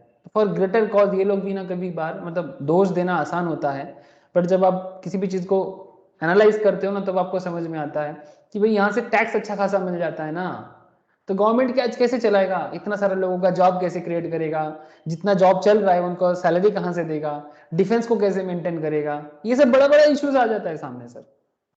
जब आप गुजराट ना गाँव, ना सर इंडिया, हाँ बोलो। বেঙ্গল তো আর গুজরাট না না, গুজরাটে একটা অনেকগুলো ইন্ডাস্ট্রি আছে, ওর উপরে ডিপেন্ডেন্ট থাকবে না। বেঙ্গলে তো একটা ইন্ডাস্ট্রির উপরে ডিপেন্ডেন্ট থাকলে আর কি করে হবে? हाँ সবাই को यही ব্যান सब করলে আর কোনো পয়সা থাকবে না। वही तो, मतलब यही तो प्रॉब्लम है। मतलब बिजनेस चाहिए, इंडस्ट्री चाहिए, डिफरेंट काइंड ऑफ इंडस्ट्री बना सकते हैं आप, এটা नॉट लाइक कि, हाँ बोलो क्या बोला। এটাই তো নেই বেঙ্গলে, তাই জন্য তো ব্যাকওয়ার্ড স্টেট। यस, कुछ भी नहीं है, मतलब इवन टूरिज्म को भी बिल्ड नहीं कर पा रहे। तब अगर टूरिज्म को भी बिल्ड कर पाते वो भी बढ़िया होता है ना। कल ही मैं मैम के साथ डिस्कस कर रहा था कि जैसे मानो कि हम लोग बाहर भी डिफरेंट टेम्पल्स विजिट करते हैं अलग अलग स्टेट में। जैसे एक सिंपल एग्जांपल, हम लोग जस्ट अपने बीच में ऐसे बातें करते हैं, तो मैम ने बस एक बताया, जैसे तिरुपति है ना सर, तिरुपति बालाजी आंध्र प्रदेश बॉर्डर में, तमिलनाडु बॉर्डर पे तिरुपति का जो लड्डू है वो इंटरनेशनल फेमस लड्डू है। मतलब वो टेम्पल का लड्डू बेच के ही उस पूरा का पूरा ट्रस्ट रिच बन जा रहा है। ऐसे तिरुपति में डोनेशन तो है ही अलग से, लेकिन तिरुपति ट्रस्ट जो लड्डू उनको बनाते हैं ना, इतना क्वालिटी है उस लड्डू का, सूजी बेसन से मोस्ट प्रोबेबली बनाता होगा, बट जो भी है, मतलब कहने का मतलब है कम से कम भगवान के प्रसाद के नाम पे। हाँ बोलो, क्या बोल रहे हो। তো তিরুপতি গ্যাস আর একটা বিজনেস আছে ওদের, উইগ বানানোর। ওখানকার লোকেরা চুল কেটে দান করে। हाँ उसका भी ওদের बिजनेस কাস্টम। चलता है, यस उसका भी चलता है। तो मेरा कहने का मतलब है कि भगवान को जो लड्डू आप प्रोवाइड करते हैं ना, लोग पूजा देते हैं, लड्डू खरीदते हैं, भगवान के लिए जाते हैं। कहने का मतलब मेरा ये है कि कम से कम लड्डू को तो क्वालिटी वाला बनाओ। क्यों बोला मैं इसको जानते हो सर। दक्षिणेश्वर विजिट करते हैं हम लोग कई बार, ठीक है, काली माता के पास रामकृष्ण भगवान के लिए। रामकृष्ण परमहंस पुजारी थे, तो दक्षिणेश्वर बहुत पॉपुलर है सर बंगाल में। इवन बाहर के लोग जब भी कोलकाता विजिट करते हैं, काली घाट जैसे पॉपुलर है वैसे ही दक्षिणेश्वर काली बहुत ही फेमस है। लेकिन आप वहां पर कोई भी चीज प्रसाद में लो, 150 151 का भी पूजा लेते हो, 501 का भी पूजा लेते हो, जो पेड़ा वो लोग प्रसाद में देते हैं ना दक्षिणेश्वर में, जो भी दुकानें हैं, इतना लो क्वालिटी प्रसाद होता है कि मतलब सच में किसी को खाने के लिए देने का भी मतलब ऐसा लगता है कि भाई इतना लो क्वालिटी है, मतलब मैदा से मिठाई बनाते हैं बेसिकली, खोआ तो होता ही नहीं है उसमें। मेरा कहने का मतलब है कि लोग आस्था लेके जाते हैं, तो आस्था में कम से कम क्वालिटी तो होना चाहिए कि भगवान के नाम पे जो भी हम भोग चढ़ाए, चाहे 2 पीस भी दे, बट कम से कम उस पर क्वालिटी तो रखे। 151 का तुम प्रसाद बेच रहे हो, ठीक है आपका काम है, हम भी आपसे खरीदेंगे, बट उसमें थोड़ा तो क्वालिटी मेंटेन करो। कम से कम 151 में आप जो स्वीट प्रोवाइड करते हो उसमें कम से कम जो स्वीट होना चाहिए स्वीट की तरह बनाओ उसको। आप ऐसे इलीगल वे में मत बनाओ, मतलब जिसमें कोई मतलब ये एथिक्स ही नहीं रहा ना। कहना कि ये चाहता हूं कि अगर वो पेड़ा क्वालिटी वाला होता, उसका भी एक जीआई टैग होता, वो भी आप नेशनल लेवल में सेल कर पाते, अपना गुडविल क्रिएट होता, एंटरप्रेन्योरशिप हो जाता मंदिर के थ्रू से, मंदिर ट्रस्ट के थ्रू से, उसका एक अलग बिजनेस होता जैसे तिरुपति बालाजी कर रहा है। हाँ ऐसे और भी कर रहे हैं अब, और भी मंदिर ट्रस्ट है। तो कहने का मतलब है कि इसको कहते हैं एक मंदिर भी अपने एंटरप्रेन्योरशिप एबिलिटी को बढ़ा सकता है। मतलब हम लोग बोलते हैं ना कि सिर्फ इंडस्ट्री नहीं, आज आज दक्षिणेश्वर के बेसिस करके बहुत सारे लोगों का पेट भरता है, लेकिन तिरुपति जैसा तो नहीं ना। मेरा कहने का मतलब और कुछ नहीं है। मैं ये नहीं बोल रहा हूँ कि तिरुपति और दक्षिणेश्वर एक हो जाएगा, नहीं, बंगाल में भी बहुत शरणार्थी आते हैं, बहुत दर्शनार्थी आते हैं। तो इनका आस्था को अगर हम मेंटेन कर पाए, इन्हीं को अपना कस्टमर बना, ऑलरेडी बना दिए, लेकिन इनको इंटरनेशनल भी कर सकते हैं। जैसे ममता दीदी ने एक स्काई वॉक बनाया दक्षिणेश्वर में, ठीक है, जिसमें लोग टूरिस्ट विजिट कर सकते हैं, अच्छा है, गुड क्वालिटी देखने में लग रहा है, बहुत ही अच्छा है। बट सिर्फ ऐसे स्काई वॉक बनाने से ही कोई इंटरनेशनल नहीं हो जाता। इंटरनेशनल तो उसका हर एक चीजों में, मतलब लोग बार बार भाई दक्षिणेश्वर का पेड़ा खरीदेंगे, मतलब लोगों के मन में ऐसा होना चाहिए कि दक्षिणेश्वर का पेड़ा खरीदेंगे, सबके लिए लेके जाएंगे, बांटेंगे। इसमें क्या होगा ना, मंदिर ट्रस्ट का और भी वो डेवलप करेगा। कहने का मतलब ऐसा है सर। तो हम चाहे तो बहुत सारे एंगल से चीज़ों को देख सकते हैं, मतलब ये एक छोटा सा एग्जाम्पल था, लेकिन वही आप बोले ना एंटरप्रेन्योरशिप एबिलिटी, बंगाल का ये प्रॉब्लम है।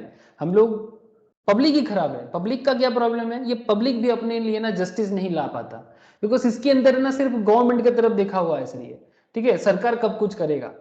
I hope Abhishek you understand, क्योंकि तो गवर्नमेंट तो करेगा, लेकिन पब्लिक अगर कॉन्सियस नहीं है तो गवर्नमेंट भी नहीं करेगा।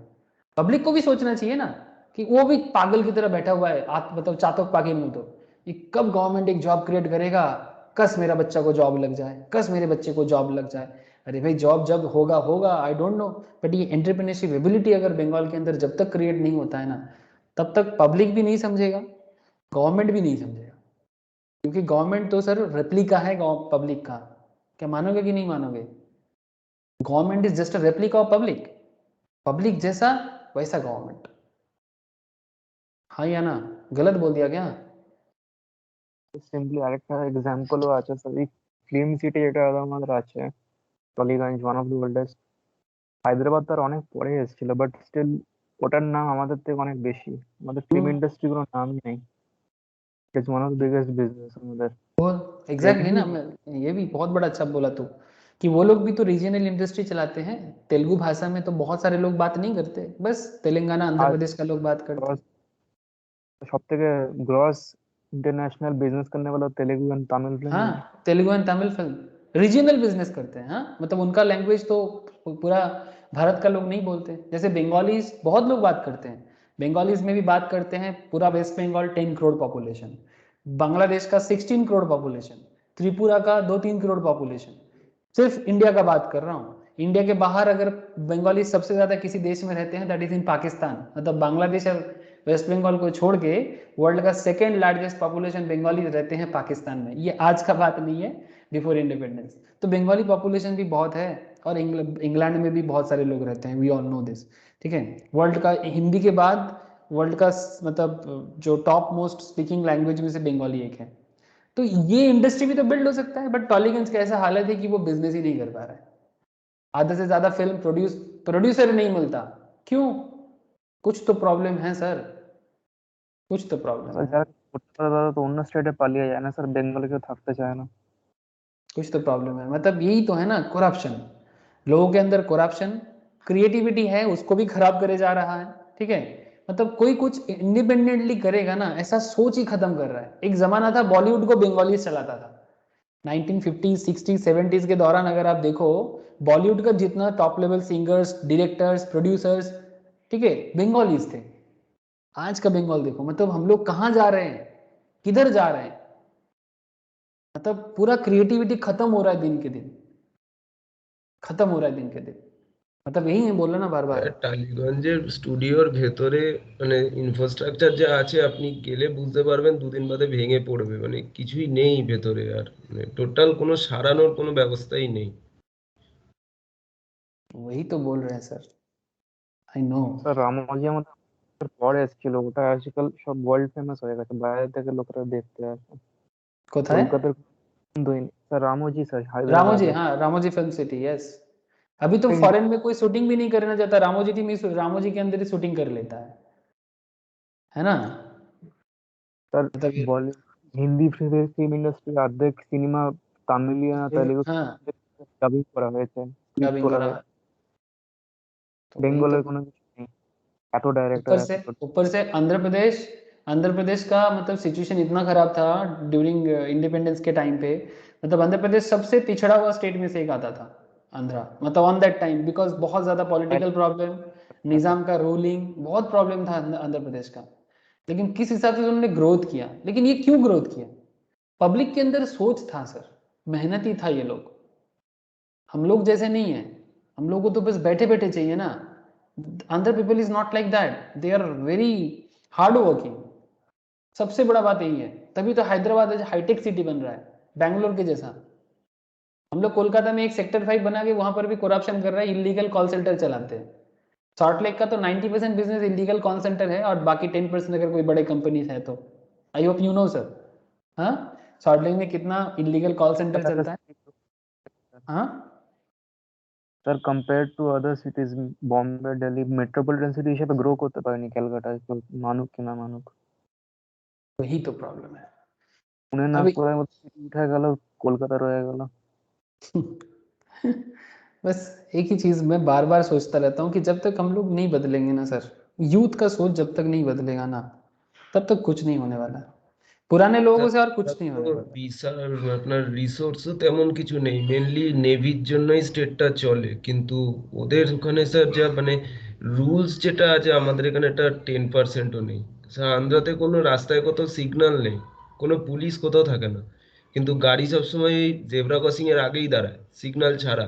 আর আমাদের এখানে সিগন্যালই মানে না, কিন্তু ওদের অনেক অন্যরকম ভাবে রয়েছে সবকিছু। वाइजैक वाइजैक वाइजैक का सोचो आप, ठीक है, क्या क्या कंप्लीट एक सिटी है उसका। हाँ, विशाखापत्तनम। हाँ, कितना सुंदर बनाया है सिटी। কিন্তু স্যার ওদের তেমন রিসোর্স নেই, আমাদের কলকাতাতে যা রিসোর্স আছে ওদের স্যার ऐसा নেভির कुछ नहीं है। দয়াতে চলে, শুধু हाँ, নেভি ओनली ওই ओनली পোর্টের बेस्ड ऑन জন্য नेवी। हाँ, চলে, আর কিছু चलो, নেই। কিন্তু তাও আমাদের থেকে ওদের রেভিনিউ জেনারেট অনেক বেশি হয়। অনেক বেশি जनरेट আমাদের होता है। রিসোর্স থাকা সত্ত্বেও হয় না, কারণ ওদের মেনটেনেন্সই নেই, কিছু কোনো ইয়ে নেই। ग्रोथ रेट, वही मैं बार बार बोल रहा हूँ ना, पब्लिक एडमिनिस्ट्रेशन बहुत जरूरी है। बंगाल में टोटल फेलियर है सर, टोटल फेलियर। मतलब सिर्फ आज टीएमसी गवर्नमेंट में नहीं, ये फेलियर होना मैंने देख रहा है सर। मेरा 90s का बर्थ है, उसके बाद से मैं देख रहा हूँ sir, total failure day by day जितना समय जा रहा है ना। पुलिस तो सर सिर्फ पॉलिटिकल चमचागिरी करता है, वही सबसे बड़ा खराबी है हमारे देश का। पुलिस मतलब पार्टी का चमचा, अरे नहीं रे बाबा, उसका भी कुछ अपना अथॉरिटी है ना, तो उसका अथॉरिटी को यूज करना चाहिए ना उसको। नहीं, सब डरपोक है। मतलब पीपल, मैं बोल रहा हूँ, मैं भी डरपोक। जो सोसाइटी है पूरा डरपोक सोसाइटी है, कोई कुछ नहीं करेगा, बस देखते रहेंगे हम लोग इस तरह से। कम से कम कुछ इनोवेशन तो करे, प्रॉपर एजुकेशन तो ले, कुछ तो करे, कुछ तो इनोवेटिव करे।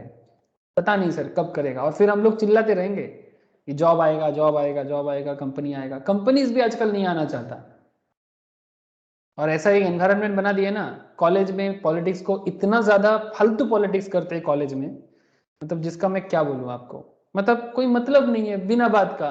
स्टूडेंट लोग धर्मतल्ला जाएगा, अरे क्यों, वो पढ़ने गया है, तुम उसको धर्मतल्ला क्यों लेके जाएगा?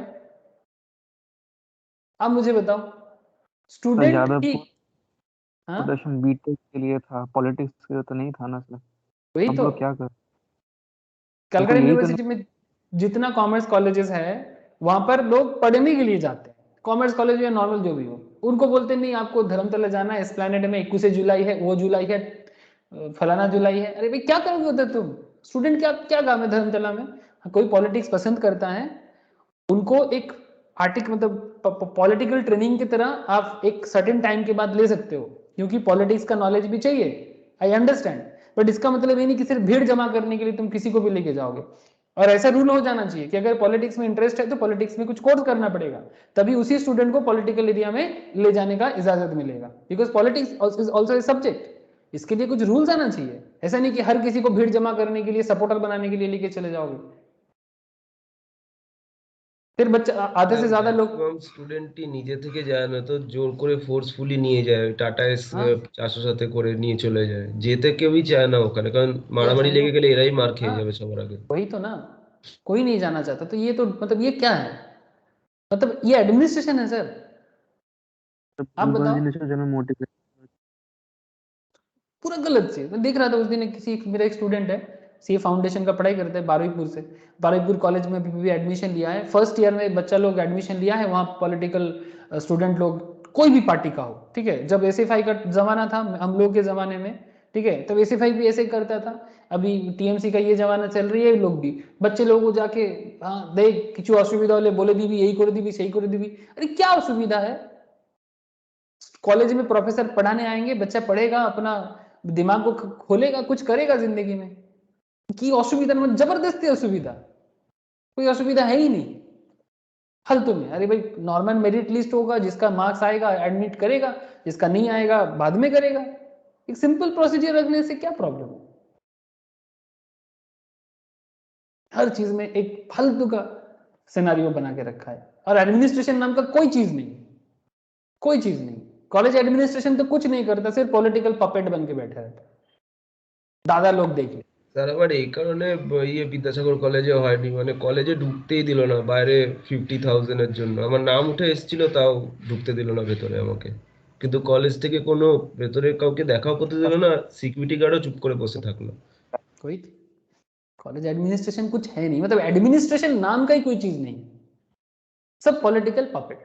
जो सपोर्टर है लीडिंग पार्टी का वही कुछ करेगा। केरल अभी चलता था सीपीएम गवर्नमेंट के अंडर पे, अभी भी चलता है कई बार, और वो सीपीएम वेस्ट बंगाल में भी रान किया है। फर्क क्या है जानते हो? I am not against any party. फर्क है कि बस पॉपुलेशन, मुझे तो पब्लिक से प्रॉब्लम होता है कि भाई कम से कम सही गलत का डिसीजन। केरलियंस इज ऑल्सो कम्युनिज्म में बहुत बिलीव रखते हैं वहां पर, तभी तो कम्युनिज्म इतना ज्यादातर केरल में अपना झंडा मलयाली लहराता है। हाँ मलयाली लोगों का नेचर बंगाली से अलग है। आप सोचो कम्युनिज्म यहाँ पर भी बहुत ज्यादा, वेस्ट बंगाल में अभी भी 50% लोग कम्युनिस्ट सोच रखने वाले हैं। मेरा मेरा पर्सनल मानना है, मैं पर्सनली कम्युनिज्म के बिलीव नहीं करता, वो अलग बात, बट वही कम्युनिज्म केरल में भी चला। लेकिन केरल में देखो एडमिनिस्ट्रेशन किस हिसाब से डेवलप किया है, और हमारे बंगाल में देखो डे बाय डे फेलियर किया है। तो यहाँ पर कम्युनिस्ट का गलती देखिए कि पब्लिक का गलती देखे? गलती तो मुझे पब्लिक का दिखता है। क्या बात करें सर, चलो जितना बोलेंगे खत्म नहीं होगा, आगे बोलते हैं। अच्छा लिख लिए सर पॉइंट 4 तक, through judicial and other process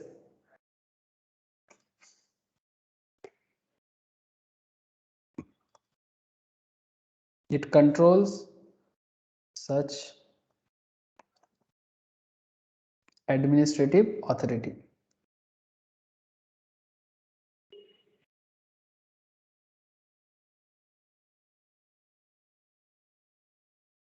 ठीक है, अच्छा बस हो गया सर, और 2-4 पॉइंट्स। नंदिनी आचीज नहीं की, नंदिनी रावत बच्ची ना।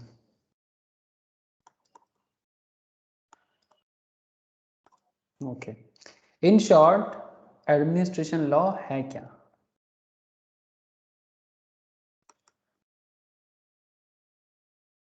deals with point 1,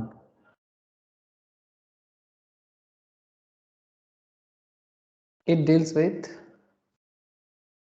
administrative bodies।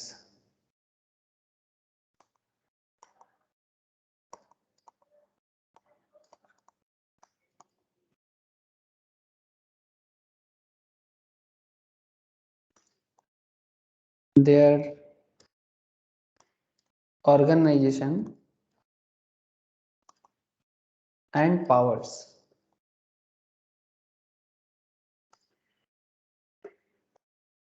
like point 1 central Board of revenue, पहले भी बोला मैं आपको कुछ एग्जांपल्स के तौर पे, वेज बोर्ड जो वेज डिसाइड करता है भारत में डिफरेंट जगह में क्या वेज चलेगा नहीं चलेगा।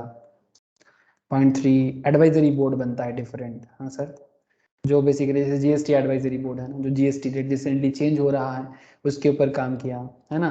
जीएसटी क्लास में बात करेंगे सर, कुछ जीएसटी में रिसेंट बात हुआ, एग्जाम में शायद एप्लीकेबल नहीं करेगा जीएसटी का, बट रिसेंट कुछ चेंजेस हुआ है, आप लोग भी शायद खबर रखे हो। Commission of inquiry, point 5 tariff commission,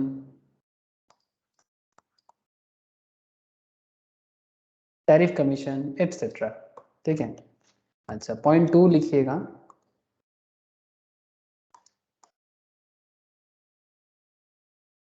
rule making, rule making powers of administration, rule making powers of administration, sorry, administrative authority and agency, authority and agency, like delegated legislation,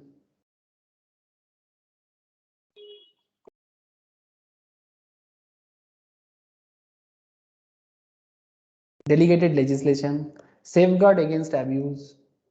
ठीक है, ऐसे safeguard against abuse of power by judicial control,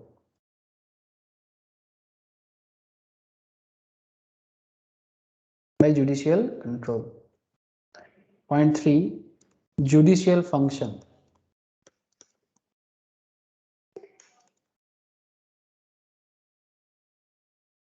of administration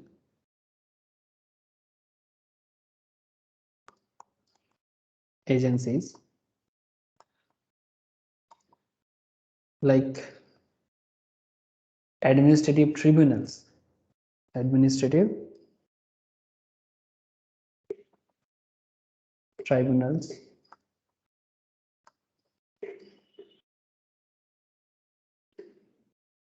and point 4 remedies, जैसे remedies तो available है ना, सभी के लिए है, ठीक है, पब्लिक के लिए भी है, इंडिविजुअल्स के लिए भी है, पब्लिक ऑफिशियल्स के लिए भी है, रिट्स है, ठीक है, राइट्स भी बोल सकते हैं, WRITS, ठीक है, जो जुडिशियल राइट्स या रिट्स। इंजंक्शन लगाना का राइट्स है, मतलब इंजंक्शन इज लाइक दैट, जैसे होता है ना, कई बार सरकार का लोग आ जाते हैं, कहीं पर रोड बनाना है, दुकान को खाली करना है, जगह को, घर तोड़ना है, तो इस केस में पब्लिक के हाथ में भी थोड़ा पावर होता है, वो चाहे तो इंजंक्शन लगा सकते हैं, है ना। हम लोग कॉन्स्टिट्यूशन के अंदर भी इंजंक्शन के पॉइंट के बारे में पढ़े हो सर, जब हम लोग कॉन्स्टिट्यूशन पढ़े हैं कि किस तरह से अगर कहीं पर आपको फंडामेंटल राइट टूटते हुए दिखाई देता है ना, चाहे पब्लिक अथॉरिटी कितना भी पावर लेके आए, ठीक है, तो वो इंजंक्शन लगाया जा सकता है, ठीक है, मतलब रोक टोक, भाई अभी रुक जाओ, बाद में करना, ठीक है, कोर्ट ऑर्डर देता है कि अभी इंजंक्शन लगा दो, कोर्ट को डिसाइड करने दो, उसके बाद फिर से तोड़ फोड़ जो करना है करना, या फिर ना करने का भी परमिशन मिल सकता है। जैसे मेट्रो प्रोजेक्ट में हम लोगों ने देखा कोलकाता में, जो सियालदा के थ्रू से जो मेट्रो बन रहा था, वहां पर भी बहुत सारा प्रॉब्लम क्रिएट हुआ था, याद है आप लोगों को, बहु बाजार एरिया में। अरे तो इसको बोलते हैं, ये जो राइट्स एंड इंजंक्शन का बात मैंने किया, ठीक है, इसके लिए एक प्रोसीडियर्स भी है, जैसे मानो प्रोसीडियर में आप लिखो गारंटीज, गारंटीज प्रोवाइड करते हैं, क्या गारंटी, गारंटी देता है लाइक नेचुरल जस्टिस, ठीक है, rules of natural justice, rules of natural justice. हाँ, एक जस्टिस तो सबके लिए हो ना सर, ऐसा नहीं कि गवर्नमेंट ऑफिशियल्स बोल रहे हैं तो कुछ भी होगा, तो पब्लिक के पास भी है, पावर है, राइट्स हैं, जो कोर्ट में जा सकते हैं, सुप्रीम कोर्ट में भी जा सकते हैं, rules of natural justice. Point 6 में लिखना गवर्नमेंट लाइबिलिटी इन टॉर्ट और कॉन्ट्रैक्ट, गवर्नमेंट का भी लाइबिलिटी है किसी पब्लिक के साथ, लॉ ऑफ टॉर्ट में आपको बताया था, जिन्होंने टॉर्ट पढ़ा ठीक है, नहीं पढ़ा तो बाद में जब पढ़ेगा तब बताऊंगा। गवर्नमेंट लाइबिलिटी इन टॉर्ट, मतलब सिविल रॉन्ग जो होता है ना, उसको टॉर्ट बोलते हैं, और कॉन्ट्रैक्ट में भी जो प्रॉब्लम होता है वहाँ पर भी। एंड पब्लिक कॉरपोरेशंस, मतलब जो पब्लिक बिजनेसेस चलता है, पब्लिक कॉरपोरेशंस पे भी इसका ऑब्जेक्टिव चलता है, पब्लिक कॉरपोरेशंस एक्सेट्रा। तो ओवरऑल लिख लिए सर, बताना, लिखे नहीं चीज, तो आप लोग क्या करोगे, थोड़ा सा घर में जो मेन पॉइंट्स था मैंने आपको बताया, आप लोग घर में ना एक बार इंस्टीट्यूट के मैट में जाना, जो भी मैंने सारा का सारा पॉइंट बताया ना, सब आपको यहाँ पर दिखाई देगा, ठीक है, आप लोग एक बार गो थ्रू ज़रूर करें, ठीक है, फिर इस रिगार्डिंग जो भी क्वेश्चन आंसर, ठीक है, आपको इंस्टीट्यूट के मैट से मिले, अब वहाँ से एक बार देखें, और क्वेश्चन आंसर्स अलग से मैं भी प्रोवाइड करूँगा, अगर आपको कहीं से कुछ मिलता है आप वहाँ से भी देखते रहो, लाइक कोई क्या बोलते हैं स्कैनर टाइप का कुछ भी है, वहाँ से भी देखते रहो। तो point is very simple sir, ये आपको एडमिनिस्ट्रेटिव लॉ का पूरा A to Z मैंने बताया, कुछ केस लॉस भी इसके अंदर आपको मिलेगा, आप एक बार ज़रूर घर में खुद का सेल्फ स्टडी करके एक बार एडमिनिस्ट्रेटिव लॉ को देखिए, और जो मैंने पढ़ा है उसको एक बार घर में ज़रूर रिवाइज कीजिए। ओके नंदिनी तथा अभिषेक, क्लियर ना, एडमिनिस्ट्रेटिव लॉ क्या है, क्यों है, किस लिए पढ़ना चाहिए, क्लियर की ना, बॉल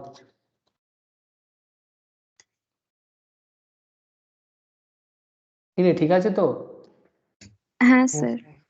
ओके, सर अब बस कुछ रिवाइज करके क्वेश्चन आंसर करना स्टार्ट करो, लॉ समझ में आए ना, तो जब क्वेश्चन आंसर भी करोगे, मैं बाद में जब क्वेश्चन आंसर लूंगा सर, हर चैप्टर का क्वेश्चन आंसर डील करूंगा, बट क्योंकि अभी मैं क्या कर रहा हूँ, ईच एंड एवरी चैप्टर का ओवरव्यू एंड कॉन्सेप्ट में बात कर रहा हूँ एवरी वीक, तो पहले वो कर लेने दो, उसके बाद मैं क्वेश्चन आंसर सेशन भी चालू करूंगा, ठीक है, लेकिन उससे पहले अगर आप लोग खुद से चालू करना चाहते हो, चालू हो जाओ, ठीक है, क्योंकि टॉपिक समझ में आ जाए ना, फिर क्वेश्चन आंसर भी समझ में ऑटोमेटिक आता जाएगा, ठीक है, कुछ प्रॉब्लम होगा वो क्लास में डिस्कस करेंगे बाद में, ठीक है सर, इतना ही है आज जूरिस्प्रूडेंस में, नेक्स्ट क्लास में किसी दूसरे लॉ के साथ फिर से मिलते हैं आप लोगों से, ओके फिर tata, sir okay sir. Bye sir.